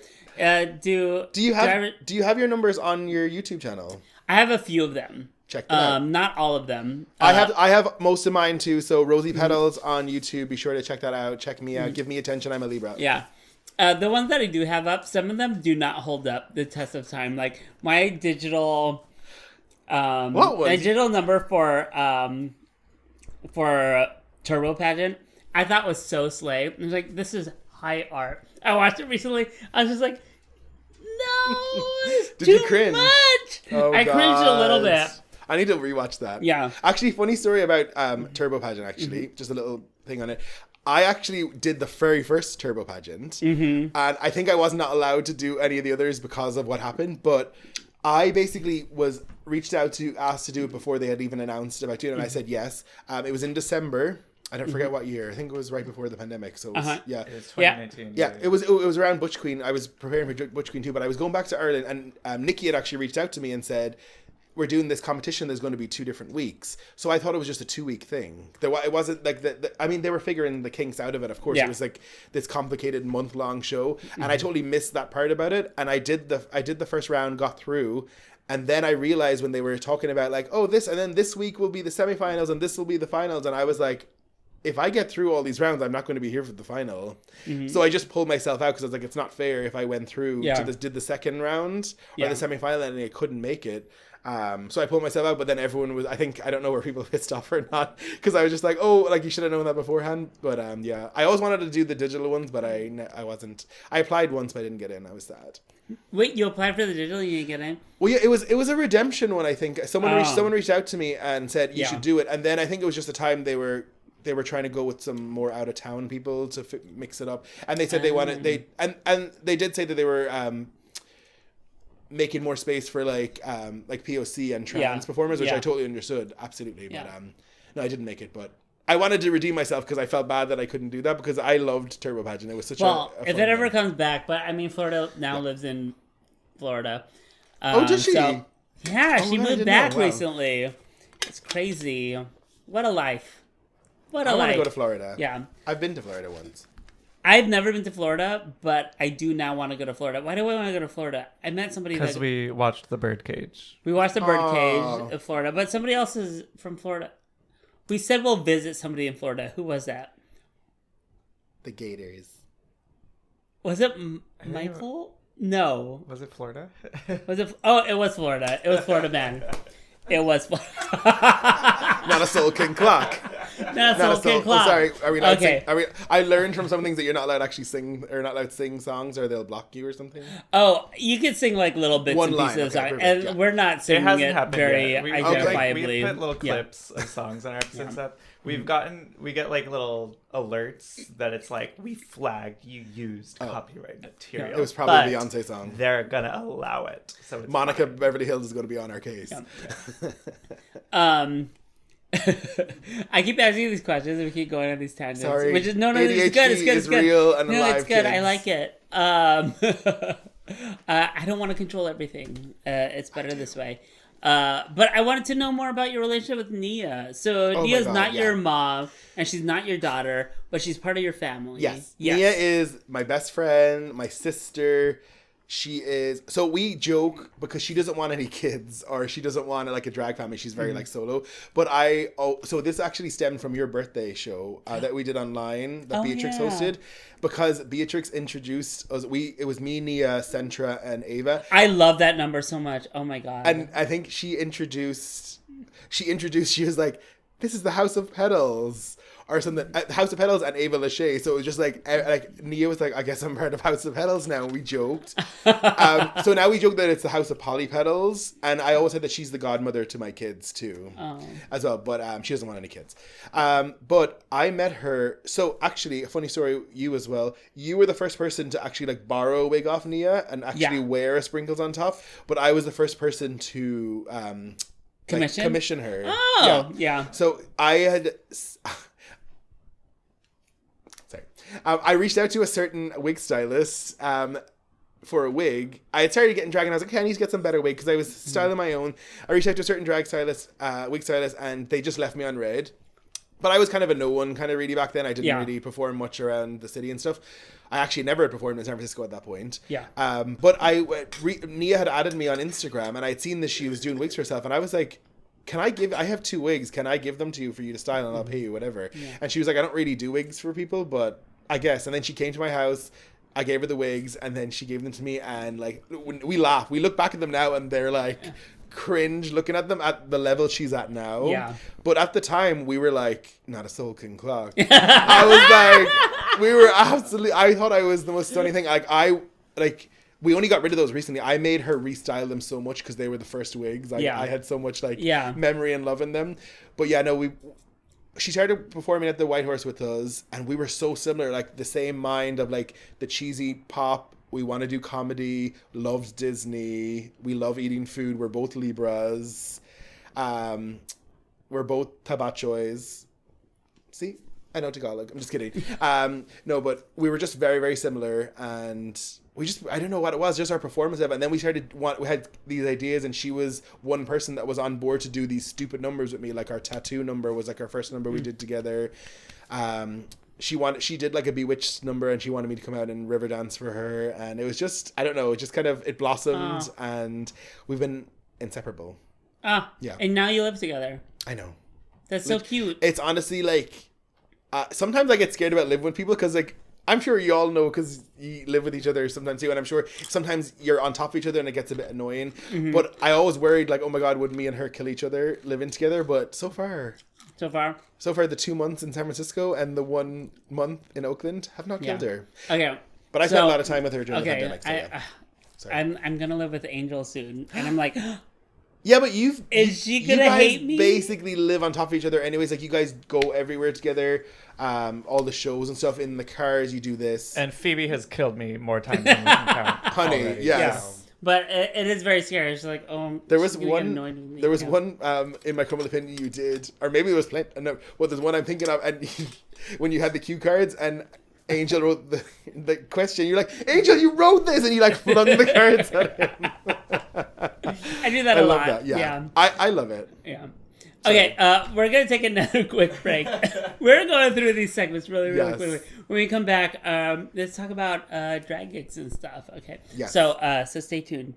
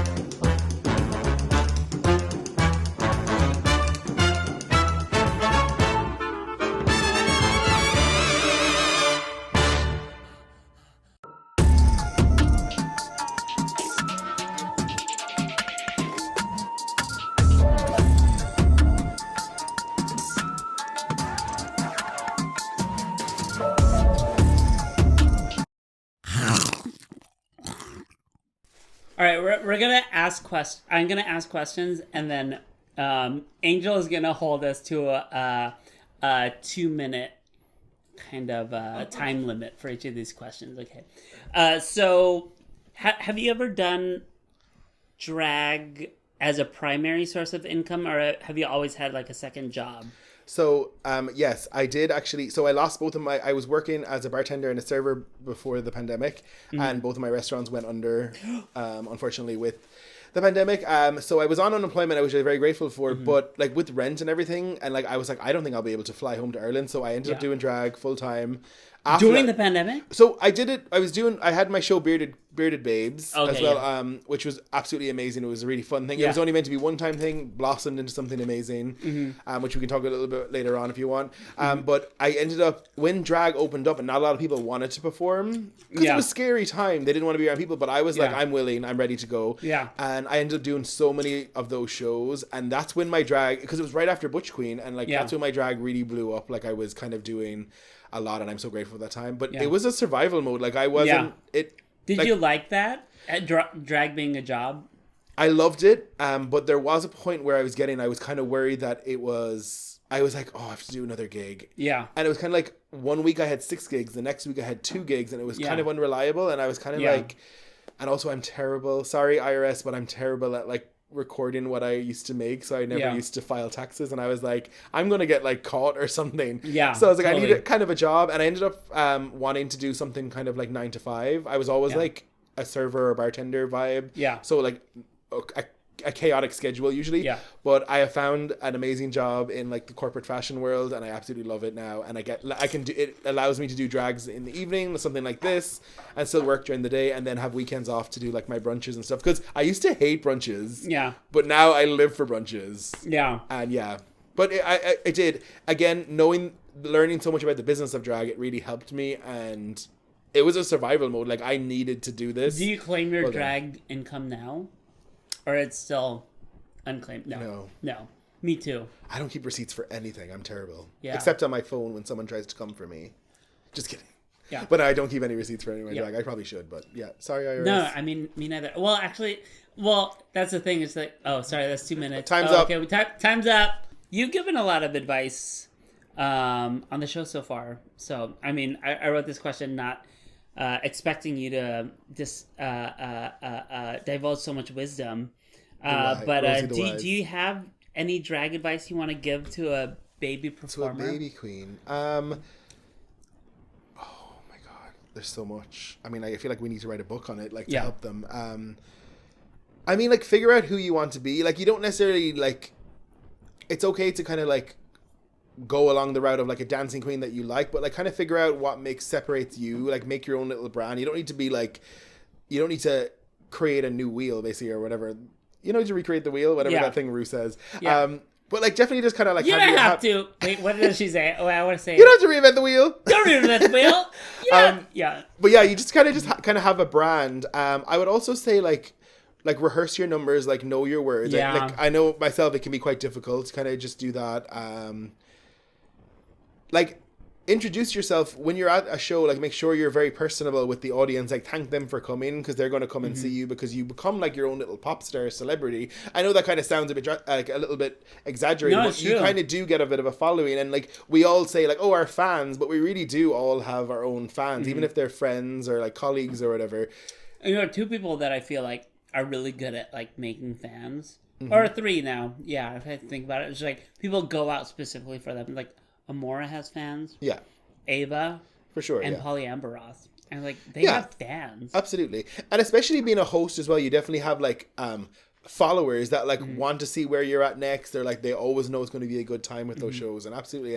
And all three of them are like create their art. They're all absolute like entertainers, and they all I'm pretty sure all do it like full time. This is their full time job, and they live, breathe, and eat it. Do you know what I mean? Yeah. And that's really admirable. I don't think after experiencing myself, I don't know. It's amazing that I was privileged enough to be able to do that because like not everyone gets the opportunity to get all the gigs and stuff like that to be able to do it full time. So I was very happy with that. But it can be a lot mentally, I think, as well. Yeah. Do people treat you different? Like people see you and being white. People don't automatically assume you're Irish. When people once learn you're Irish, are they gagged? Like, do they treat you differently? Well, a bit of my accent sometimes. So people might wonder as well. A lot of people think I'm from Minnesota or from Canada because I have a California twang with an Irish accent. Yeah. I didn't always sound like this. And when I talk to my family and when I get a bit drunker, I sound a bit different. Like when I go back to Ireland, some people are like, oh my God, you sound American. But then to some people out here, they're like, oh no, you definitely sound a bit like different. So I don't know. Serving has also made serving has made that the worst because I would when I worked at Bubba Gumps, there's a bucket on the table with all the paper towels, and I would go up and they'd be like, where's the paper towels? And I'd be like, it's in the bucket. And they're like, what did he say? What did he say? And I said water funny as well. And so I literally learned to speak really slowly and like almost put on American accent while I was speaking at work. So that kind of where it stemmed from, I think. But a lot of people get shocked. Like Beverly Chills at Butch Queen was backstage and had done multiple shows with her prior. And she, after I did my question and answer, she was backstage. She's like, I had no idea you're from Ireland. Like some people I think people just think I'm one of those Americans is like, I have Irish descent. Yeah. But I'm like, no, I'm actually from Ireland. I swear it's 100%. Ireland has accents even within within the country. Yeah. So yes, different accents. Where's your accent from? So I'm from the west of Ireland. The west of Ireland. Yeah, the west of Ireland. And there is different, like even Dublin is like a small section of Ireland, but it has a north and south. Like there's different accents even when you're in Dublin, and they don't sound any way similar. Where's Dublin? So Ireland is like a teddy bear on its side almost, like it's like flat like this, like it's got its butt, it's got its legs this way, the hands this way. I'm like where the hands are, and then Dublin is basically the backbone where the spine is. Okay. And then the brain part of the teddy bear is where Northern Ireland is. That's that little chunk that belongs to the UK under British rule, British currency. But yeah, so I'm from the province is called Connacht. I'm from County Mayo, and the town I'm from is Claremorris. It's like a small little town. Okay. But yeah, there's different accents. Even in the Irish language, which is a dying language, there's different things are pronounced differently. They're all spelt the same, but different dialects they have different pronunciations. Can you flip into a different Irish accent? Oh God, I'm really bad at accents. So you're from the West. I'm from the West. And I don't even sound like my family now. Like, oh really? Yeah. Like what is a Dublin? So Dubliner sound like? Oh my God, I'm really bad at accents, and I'm gonna get butchered, and people are gonna come for me. But like there's a North Dublin that's a bit more rough. It's a bit more like rough and ready, and it's a bit more harsh. So like, you stole me bike, you bloomin' idiot. Like, it's a bit like, what's his name? Conor McGregor. Okay. He's very like North Dublin kind of accent. Then the South Dublin almost sounds like a Valley girl, but with an Irish accent. They're very posh. They're very like, I was totally just there at the... Oh my God, that was British. Sorry, that was awful bad. And then like like up north, Belfast, kind of Donegal, they have the sexiest accents. They're very similar to a Scottish accent. Ooh. But they're kind of just like something like, I can't really say it, something, but the one thing I like to say that they say is fish and chips. They say fashion chaps. That's sexy. So, oh my God, I'm, like they could like anyone that has a Northern Ireland accent or a Scottish Fashion accent, I'm chaps. on my knees, weak. Oh. But yeah, like fashion. Wait, chaps. God's Country, was that in Ireland? No, No. that was in the UK. That was in the UK, in England. Yeah, Okay. great movie, loved Yeah. that. Not Irish. Not Irish. And then Cork is the worst accent in my opinion. I'm so sorry if I offend you. But Cork and Kerry and Limerick, they kind of almost sing a little bit. They gotta go up and down. It's like, hi, I'm from Cork. How are you doing, boy? Are you going out in the town tonight, are you? And it's like, they are just like up, down, up, down. Where I'm from, it's just mellow. It's kind of a mellow kind of, we're called the Culchies, which means like the countryside, where there's not really many cities around where I'm from. So there's a lot of like farmland, agricultural. So they kind of sound kind of like boggerish or culchy, as I was saying. But yeah, there's different parts of Ireland you go around and it's wild that people sound differently. But to you guys, they probably all sound the same. You're like, oh, that's an Irish accent. But to me, I can pinpoint exactly where that's from. Yeah. Okay. Well, let's roll into your game. You came up with a game for me. Yes. We'll come back to your question, Angel. Okay. What is this game? I have no idea. Okay. What is? Oh my God. Do you like this? I'm the queen of the shamrocks, honey. Sorry, this is a little. This is actually a little. This is a little purse that my drag daughter Centra got for me. I think she got it at a thrift store or online somewhere. But it's stunning and it's kind of reflective. It's stunning. So I don't know if you want to do them all, but I have Irish names that I want you to try and pronounce. Okay. They're difficult names. And then I also have Irish words and sayings. And I want you to like kind of, I don't know if maybe I can pronounce them and then you can guess what they mean, or else you can even try and butcher them too. Okay. But that will be a little bit harder to pronounce, so maybe I'll just pronounce them. Okay. Let's start with the names. I feel like maybe I could Okay. do them. Okay. Sinead. Oh, rest in peace. Oh my God, that is actually one of them. Oh, is it? Oh, Yeah. yeah. That's one of them. Oh. Sinead. I guess we'll probably just put it up on the screen maybe Yeah. if we can. Sinead. I'll send you everything, but yeah. No, my camera's good. Show 'em and I can Yeah. Oh, okay, Sinead. cute. Okay. Sinead. Were you into Sinead O'Connor? What am I Yeah. pronouncing it correctly? Yeah, no, Sinead O'Connor. Sinead, yeah. yeah. She was like an Irish treasure. Like that was Yeah. like a big loss. Yeah.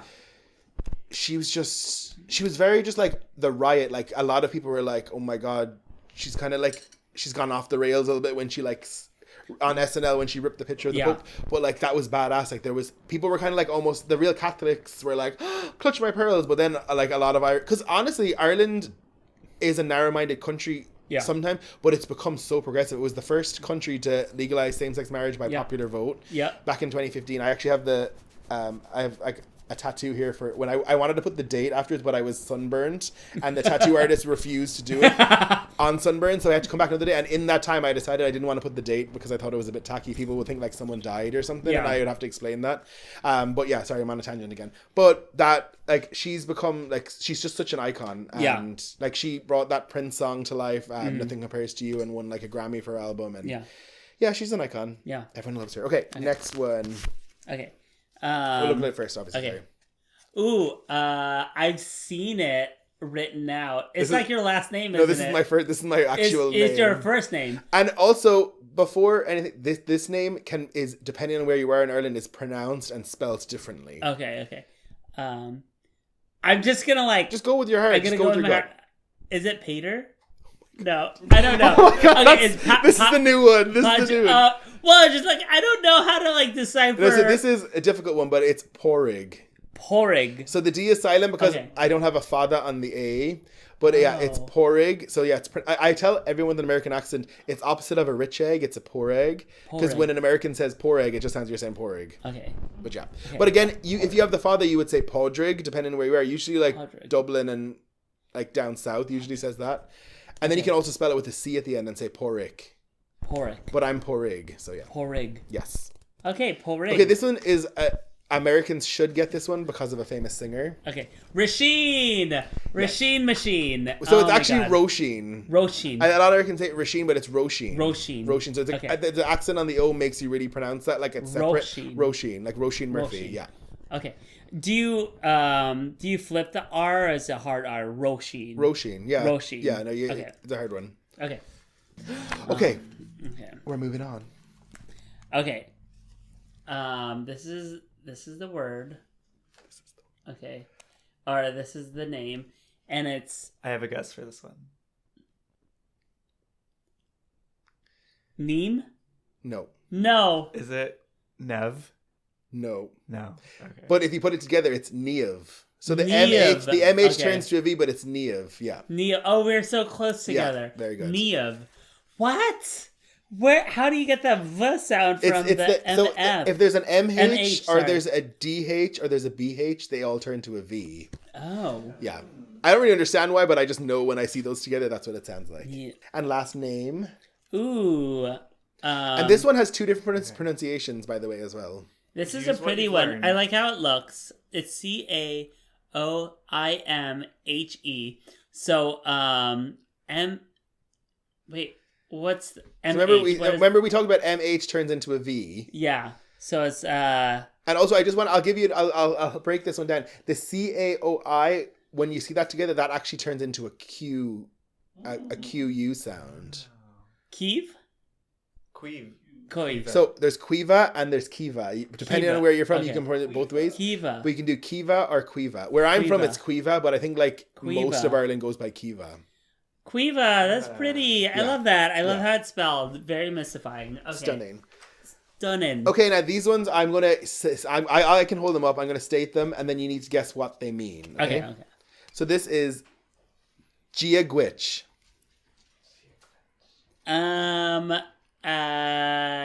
Deja vu.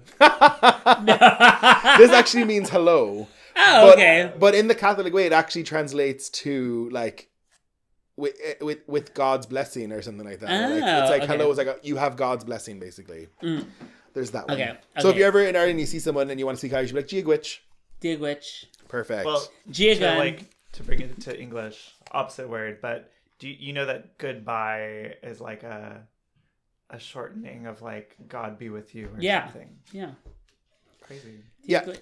Let me see if I can actually find it. So I actually have another one that's similar to. Oh yeah. So this one is Sláinte. Sláinte. Sláinte. I've seen that Sláinte. before. Yeah. Let me see. Do you know what it is? No.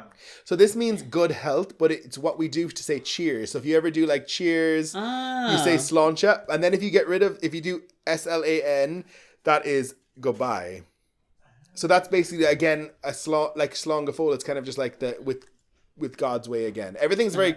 We don't use it in a very Catholic way, but that's how it was kind of built. So Gotcha. if you want to say hello, it's Gia Gwitch, and if you want to say bye, it's slán. And then when you're Slán. cheersing, this one you can do when you're out Sláinte. drinking with me.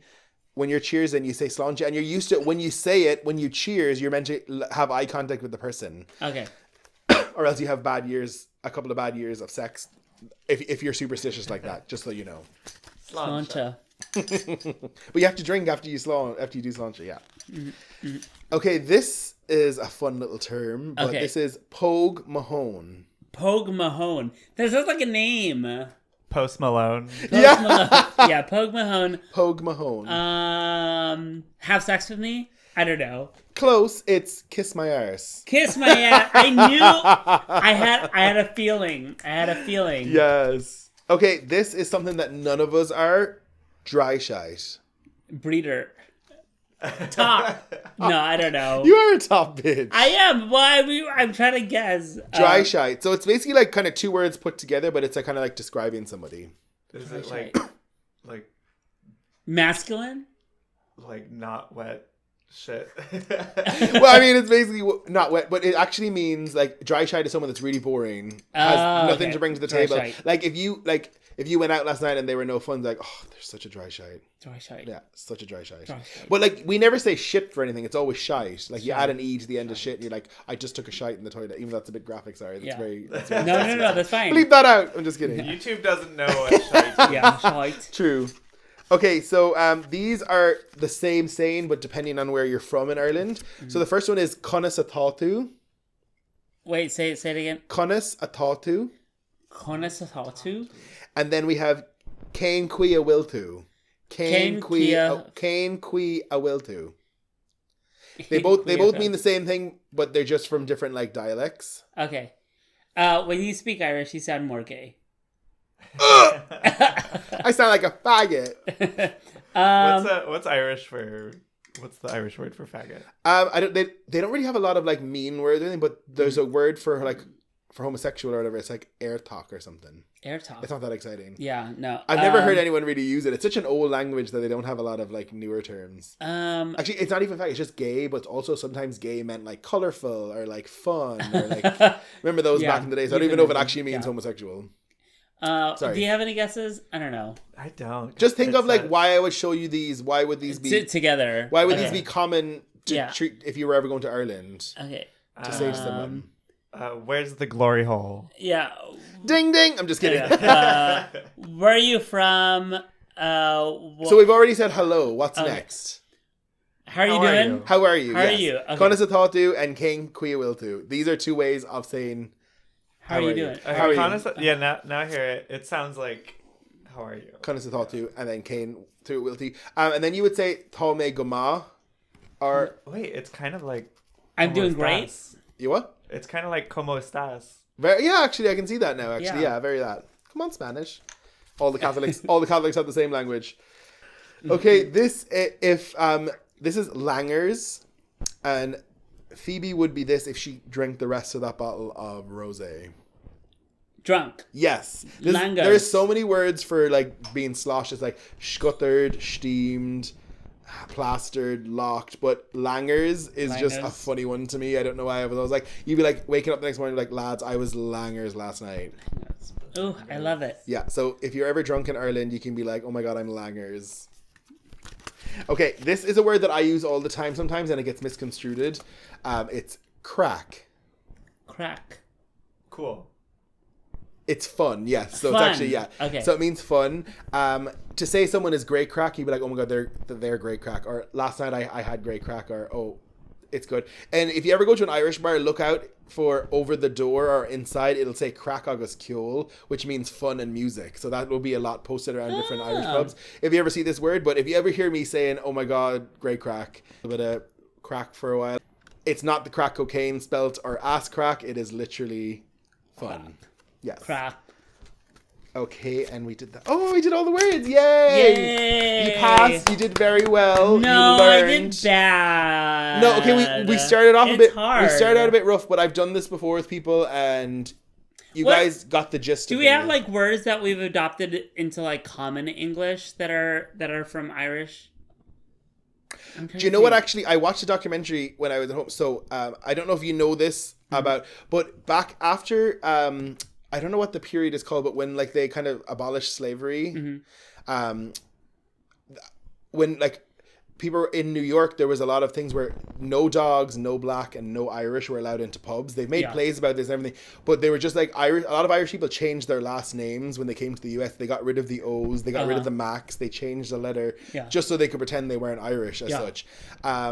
But I actually watched a documentary recently, and because a lot of the it was a lot of black folk and Irish folk that would do a lot of the railroad work, and they would speak Irish to each other, so no one would, like, all the people that are in charge of them wouldn't know.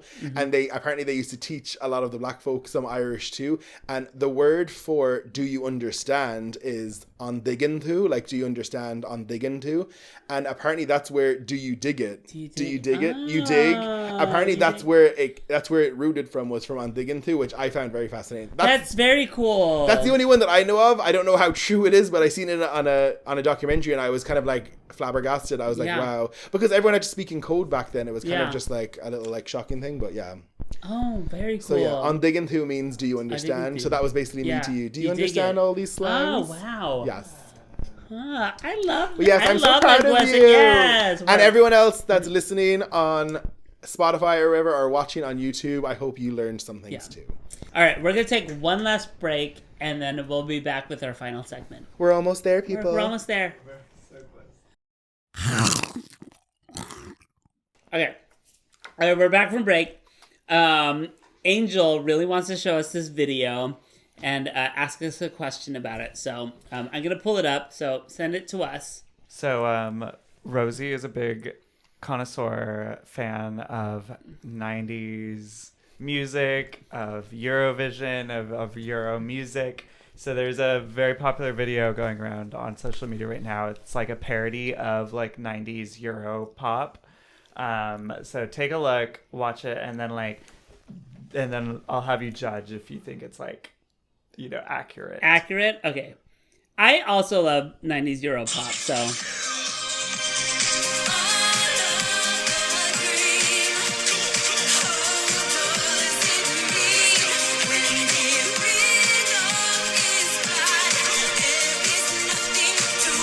Dude, this is a piss take, basically. They just made up their own word. Yeah, it's true.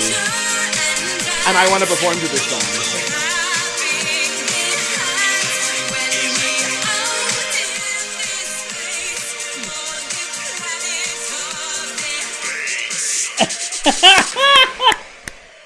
Life, it never die. Women are my favorite guy. Sex, I'm wanting more. Tell the world, stop the war. Boom, hear the bass goes on. Have a party, feel the groove. Cyber system. I actually love this song. It's good. Does any drag king want to do the rap part for me? Let's perform it at Princess. Yeah, no, that is a banger. It is accurate. Oh, it's good. Honestly, Yeah. a lot of the best 90s songs, which they've actually recently brought up in the media recently, but a lot of 90s, the best bangers were the audios, the singing was done by black women that were never listed. It was always the band's name and it was never the actual women. And there's just so many incredible black women that did the vocals of the 90s, especially like Rhythm as a Dancer. Yeah. There was a link. I never finished it, but there was a YouTube video and they were brought on Good Morning America, I think, and they were all like, listen, they're like, we want our Flowers. credits. Yeah, our flowers. Yeah, Yeah, yeah. But it always is. It's always an incredible vocalist and then a really awkward white guy with colored sunglasses on being like, bass, life, it has no meaning. But honestly, at first when that started, I was like, oh, I don't know this song. Yeah, there's like Albert Camus rapping the parts. Oh my god. The 90s is iconic. I'm sorry. It's my favorite era for music. Good. Okay, actually, you should do that. And any kings out there watching, Rosie needs a duet partner for this song. Yeah. Okay. So the most Euro pop. I think Vera. Vera's my Vera's yeah. my drag boyfriend, and we did a number. It's actually on my YouTube, so go check out my YouTube. It has all my numbers. But I love that one especially. I hate my makeup on that day. It lives there now, but the reason it's still up there is because me and Vera did a duet, and it's a screamo version of Kiss Me Through the Phone, because it was during lockdown and no one could see each other, so it was like Kiss Me Through the Phone, and it was amazing, and I love doing a duet with them, but I want to do one on stage. I haven't done with them. So yeah, I would love that. Well, y'all need to do another Eurovision party, or at least like Euro-inspired party, because I know Eurovision already happened. But me it's and Snacks have talked about it. And it just hasn't happened, but we definitely will bring it back. I've had people message me on Instagram to bring it back. It was really good. Yeah. And also, I just need to say, is like, that was the first time we've seen you host, like, by yourself. And you are a great fucking host. Thank you. Thank you so much. So, so sweet. You've produced Bearded Babes online for such a long time. And then you also hosted this one-off Eurovision show. Yeah.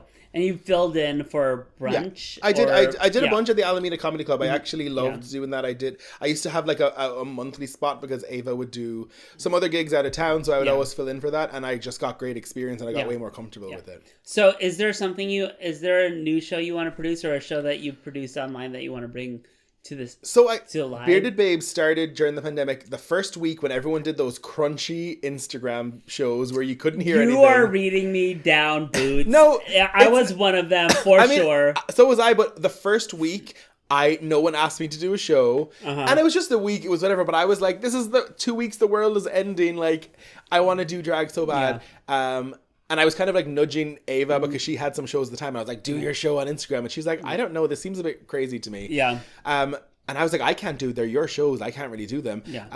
And I also noticed there wasn't a lot of bearded queens getting booked in that week too. And I was like, not that it was like a thing. I just think it was just, there wasn't a lot of, I didn't see many. So I was like, let's do the bearded babes of the Bay. And I did, I rounded up some hairy performers and just did one. And then it turned out I had people all over Instagram being like, do one for not the Bay. Yeah. And I was like, okay, it seems like a lot of sense. I don't like the hosting aspect. It's a lot of work. So fair dues to everyone that does it. Booking, getting the music together, like coming up with all the hosting notes if you want to do entertainment in the middle, like a competition. It's a lot. And then dealing with drag queens, booking them. Are they going to show up? Are they going to send their music in time? Is the music going to cancel? Like, there's a lot to it. So like, I have so much respect for all of the hosts out there and the producers. I'd rather just show up. Yeah. But when it comes to it, I will host. But I did actually speak to your daughter, Beefcakes. Yeah. We did discuss that maybe someday we will try and bring Bearded Babes to a show somewhere. Everything would happen that when I stopped doing drag full time and went into a job, that's when we talked about it. And I felt like I wasn't ready because I was starting a new job.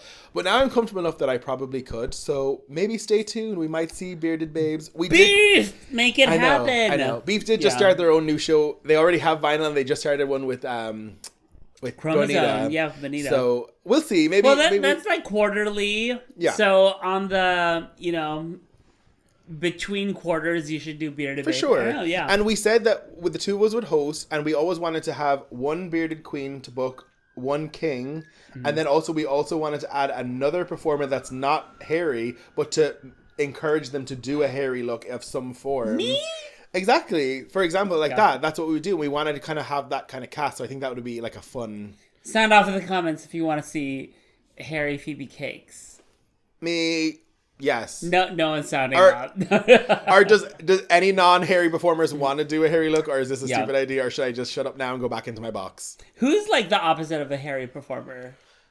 Like the women that wear, like the women performers that wear like a bathing suit and come out with all their body and it's like there's not an inch of hair anywhere on the body. Yeah. Harry Wynn. Yes, heroin, 100%. Yes. Oh yeah, heroin. Yeah. Oh, bearded heroin. Oh my gosh, Harry Wynn. Yeah. Oh. I think she would do like a sickening look. Like you don't even have to like grow hair. Like it just like paint on a beard, which is so easy to do, and it's like the levels you could do is incredible. Yeah. Yeah. No. I think like God, why can't I think of her? Naomi Smalls did like a very thin mustache. And it was yes, I remember sexy. that. And also there's lace front beards. Shout out again to Sprinkles on Top, Neapolitan. She doesn't make these lace front beards, but she's got them before. And because when I wanted her to be, I did Bearded Spice Girls for Oaklash one year, and she was like, I'm guessing, because she can't grow a beard either, like you were saying. Not again. She was just, I'm going to break the set. But she has a lace front, and that was awesome. So there's so many aspects. So maybe keep an eye out for Bearded Babes. You may see us. Stay tuned. Who knows? Snacks. Beef, make it happen. Okay, I know there's Poor the two Snacks people is so much standing. pressure. I know. Snacks is like, there are no days left for OSA. I'm also happy to do in the front room to start out. Like I love even that front room. Like if it starts off and we get a bit of a following. Yeah. Because at the end of the day, there are so many shows nowadays, and my rule is I don't want to do another show in a city that is kind of just a regular show. Like it needs to have that concept kind of thing. It's if it's in a different town or somewhere, a different city where there's not much drag, that's fine. But like now there's a million shows almost every night of the week, so it's like it really. And I feel like an all hairy performer show is something new and different. Is there a bearded performer in the Bay that hasn't done Bearded Babes that you want to see on your show? Trashly is someone that's super new. Absolutely love them. Chucha did it. Coco's done it. We've lost so many recently. Melanie and Sally, but they did do it too. There's a lot, but and a lot of our bearded performers have actually left the Bay Area, unfortunately. They've gone to Springs, but I still keep in touch with them. But it was amazing to meet. I met so many online that I haven't physically met.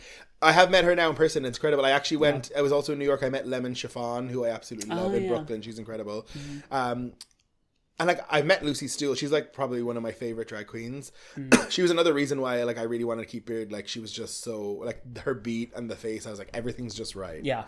Still giving me so much feminine, and that's what I absolutely love. So, but yeah, I got to meet so many bearded performers on Instagram that I feel like they're like my sisters. I have a twin. Her name is Peach Fuzz from Ohio. People have got us mixed up before online. Ah, that's cute. But yeah, I think we've kind of, our makeup's kind of gone a bit different now. But there was one point in time where we were very similar with style and stuff. Okay, so I'm really holding my breath for a Bearded Babes live edition. I know. I cannot wait. Or if any shows out there want to do like a Bearded Babes takeover, I'm happy to host and bring some. That's really good. And bring some hairy people along if you ever want. Africa America has talked about doing that at 620 Jones. Oh yeah. So yeah, I'm always open to that. Africa loves I don't want to do it this week. You should for sure. Yeah. Take over. Yeah, you should do that. She's busy flying around the world. So she is. Yeah, she's got that flight attendant life. Yeah. So what's next for you? Where can our viewers see you? So I just moved recently, as I was saying earlier. So I took a little break in July. So August it's been picking back up. But the next time you can see me, I will be performing at one of my dream venues for the first time at the Palace of Fine Arts, and I'm going to be I'm going to be opening up for Juno Birch. No! So I'm super excited. Literally. Oh my god. The Alien Queen has landed. I'm super excited about that. When is that? That's August 19th. It's a Saturday. No. And also, anyone that still wants to go, there's limited tickets left, but if you use the code... August 19th is GAPA. Oh, damn it.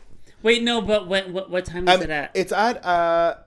I think I have to be there at 6:30, but I think it's at 8. It's at 7. GAPA's at 7. How yeah. dare you? And if anyone wants to go, half off tickets, code ALIEN if you still want to go. If you're not going to GAPA. That's sickening. I'll be at GAPA. Mm-hmm. Damn it. And I'm also going to be, in September 4th, I'm going to be at Princess for Ariana Night. Ooh. So all you F-slurs that love Ariani. Maggots. Come out. I'll say it. I'll say the word. Okay. Ariana Night is when again? That's September 4th. So that's going to be a month away from now. Yeah. Okay. Well, I'll be at, actually, this episode will have aired by then. I'm at Marsha Night at Oasis this coming Saturday. Oh, cute. Okay. You should come. It'll be cute. Definitely. Maybe. And also just follow me. It's Rosie Petals on Instagram. Be sure to follow me there because I post all my flyers, so you can check that out. That'll be amazing. Yeah. I also have I have 2 tickets to Kelly Mantle at Oasis. I have 2 tickets to give away, so I'm going to be doing a giveaway on my Instagram story. So please stay glued to that, and you may be able to win 2 tickets. You're such a social media maven. Oh my god, am I an influencer now? You're an influencer. Oh, influence this bitch. Okay. August 17th, I will be at the Port Bar for a Drag Race Philippines viewing, so come out to that. Oh, yay. Okay, I'm definitely coming August to that. 19th, I will not be hosting K-Cole. It's going to be hosted by Kai Kai and them. Them's going to step in for me and help host, but we have a sickening show lined up. So the theme is August Rush. Anyways, whatever. I want to do Clay Cole sometime. Now that I'm an Oakland girl again. Oh, you are an Oakland girl. Yeah. Okay, I'm going to reach out. Okay, this sounds good. We're going to do it. And then, do I have any other gigs lined up? Angel, help me. Where is the planner? Where's the planner? I think that's... Oh, sorry. August 2nd Tuesday. August 15th. Third Tuesday. 15th. Yeah, August 15th. I'll be hosting a bully show at the Port Bar with Chucha and Sally Limon. So that's going to be sickening. And then we're going to have a Bully World kind of show with more bullies. I noticed that Jaculation, Katini, and Alpha are all on that too. Yeah, we're all bullies now. You know, we just keep growing. That's why I call it Bully World. It's like, it's just we're getting bigger. Okay, we're gonna take over. I didn't ask to be the leader of the bullies. You're a bully girl in a bully world. Yeah, and we were both bullied, and now we are the bullies, and that's the dream. I only bully my best friends and like my coworkers, but when it comes to drag, I kind of like don't. I don't know why, because drag feels like so new sometimes, where people are fragile and it's their art and it's like very subjective. But like I bully my friends into things. Well, I don't think I am, but people tell me all the time that I am. So I guess that must be true. I don't think we actually really bullied. No one in the bully squad is actually a bully. I think we're more like... We're air signs. Are we being victims right now? We're martyrs. We're martyrs. Yeah. We're advocates. Advocates. Whatever that means. Okay, so before we leave, let's shout out our patrons. Thank you so much for supporting me every single month. If you want to become a patron, it'll help us produce a much bigger, better show. Angel and I are moving into our own space, and we want to make our show even like that much more spectacular and that much more special. We want to get better editing software and shooting equipment. Is there going to be a house tour? There's going to be a house tour. So if you want to be a part of our growth as a podcast and as a show, definitely consider being a patron. But our current patrons, our tier patrons are Ali Scat. Can you help me? Anita Bump. My drag daughter. Bevo Nerd. I can't read. Oh, yeah, it's very far. It's okay. Chris Hendricks. Yes, that's there I skipped somewhere. one. You skipped one. Bella Buttermamone. Clark Alexander. Diana. Ooh, I skipped one. Oh, no, that's good. No, you did it. Freddie Seibold. I lived in a frat house with Freddie. Did you know that? Oh, which one? An SEO. Sigma Epsilon Omega. The queer part. Just for a summer. Weren't Sorry. you? I was one of the... Were you an SEO? I was a founding member of SEO. If you go to the SEO house and you look at the alpha class, because I am an alpha, I'm there. Stunning. Yeah, I lived in their house for a summer with them, and it was... I wasn't actually a part of the fraternity, but I just lived there with them. And Raina Aslan is another Oakland-based drag queen, too. She Oh. too, yeah. Work. Wow. Sorry, that was really random. Okay, Off yeah. topic. Continue. Okay. Kai B. Michaels. Raina Terror. Oh, she's back. Terrible. Yes. Yes. Oh, former Terrible, former House of Petals. Stop trying to make this happen. I love Terrible. I love Terrible too. Yeah. God, ancient history. Ancient history. Oh my god, I love you so much. I love you so much. This is Thank so you so much fun. for having me. Okay, we got to do it again because you could talk forever. No, this is enough for two. 4 or There's 5 two episodes. parts. Yeah. This is Rosie part 1, part 2. But I had so much fun. Make sure you join the Patreon. I am the Care Bear dressed as the Cabbage Patch Kid, Rosie Petals, and we will see you next time. Oh, you're so good at this. I'm a professional. Oh no, we're not allowed to say fish anymore. Ooh. Oh. Okay. In my crumble opinion. I came to America. I came to America to Ellis Island on my little boat. I'm just kidding. No, but I came. You're born in New York.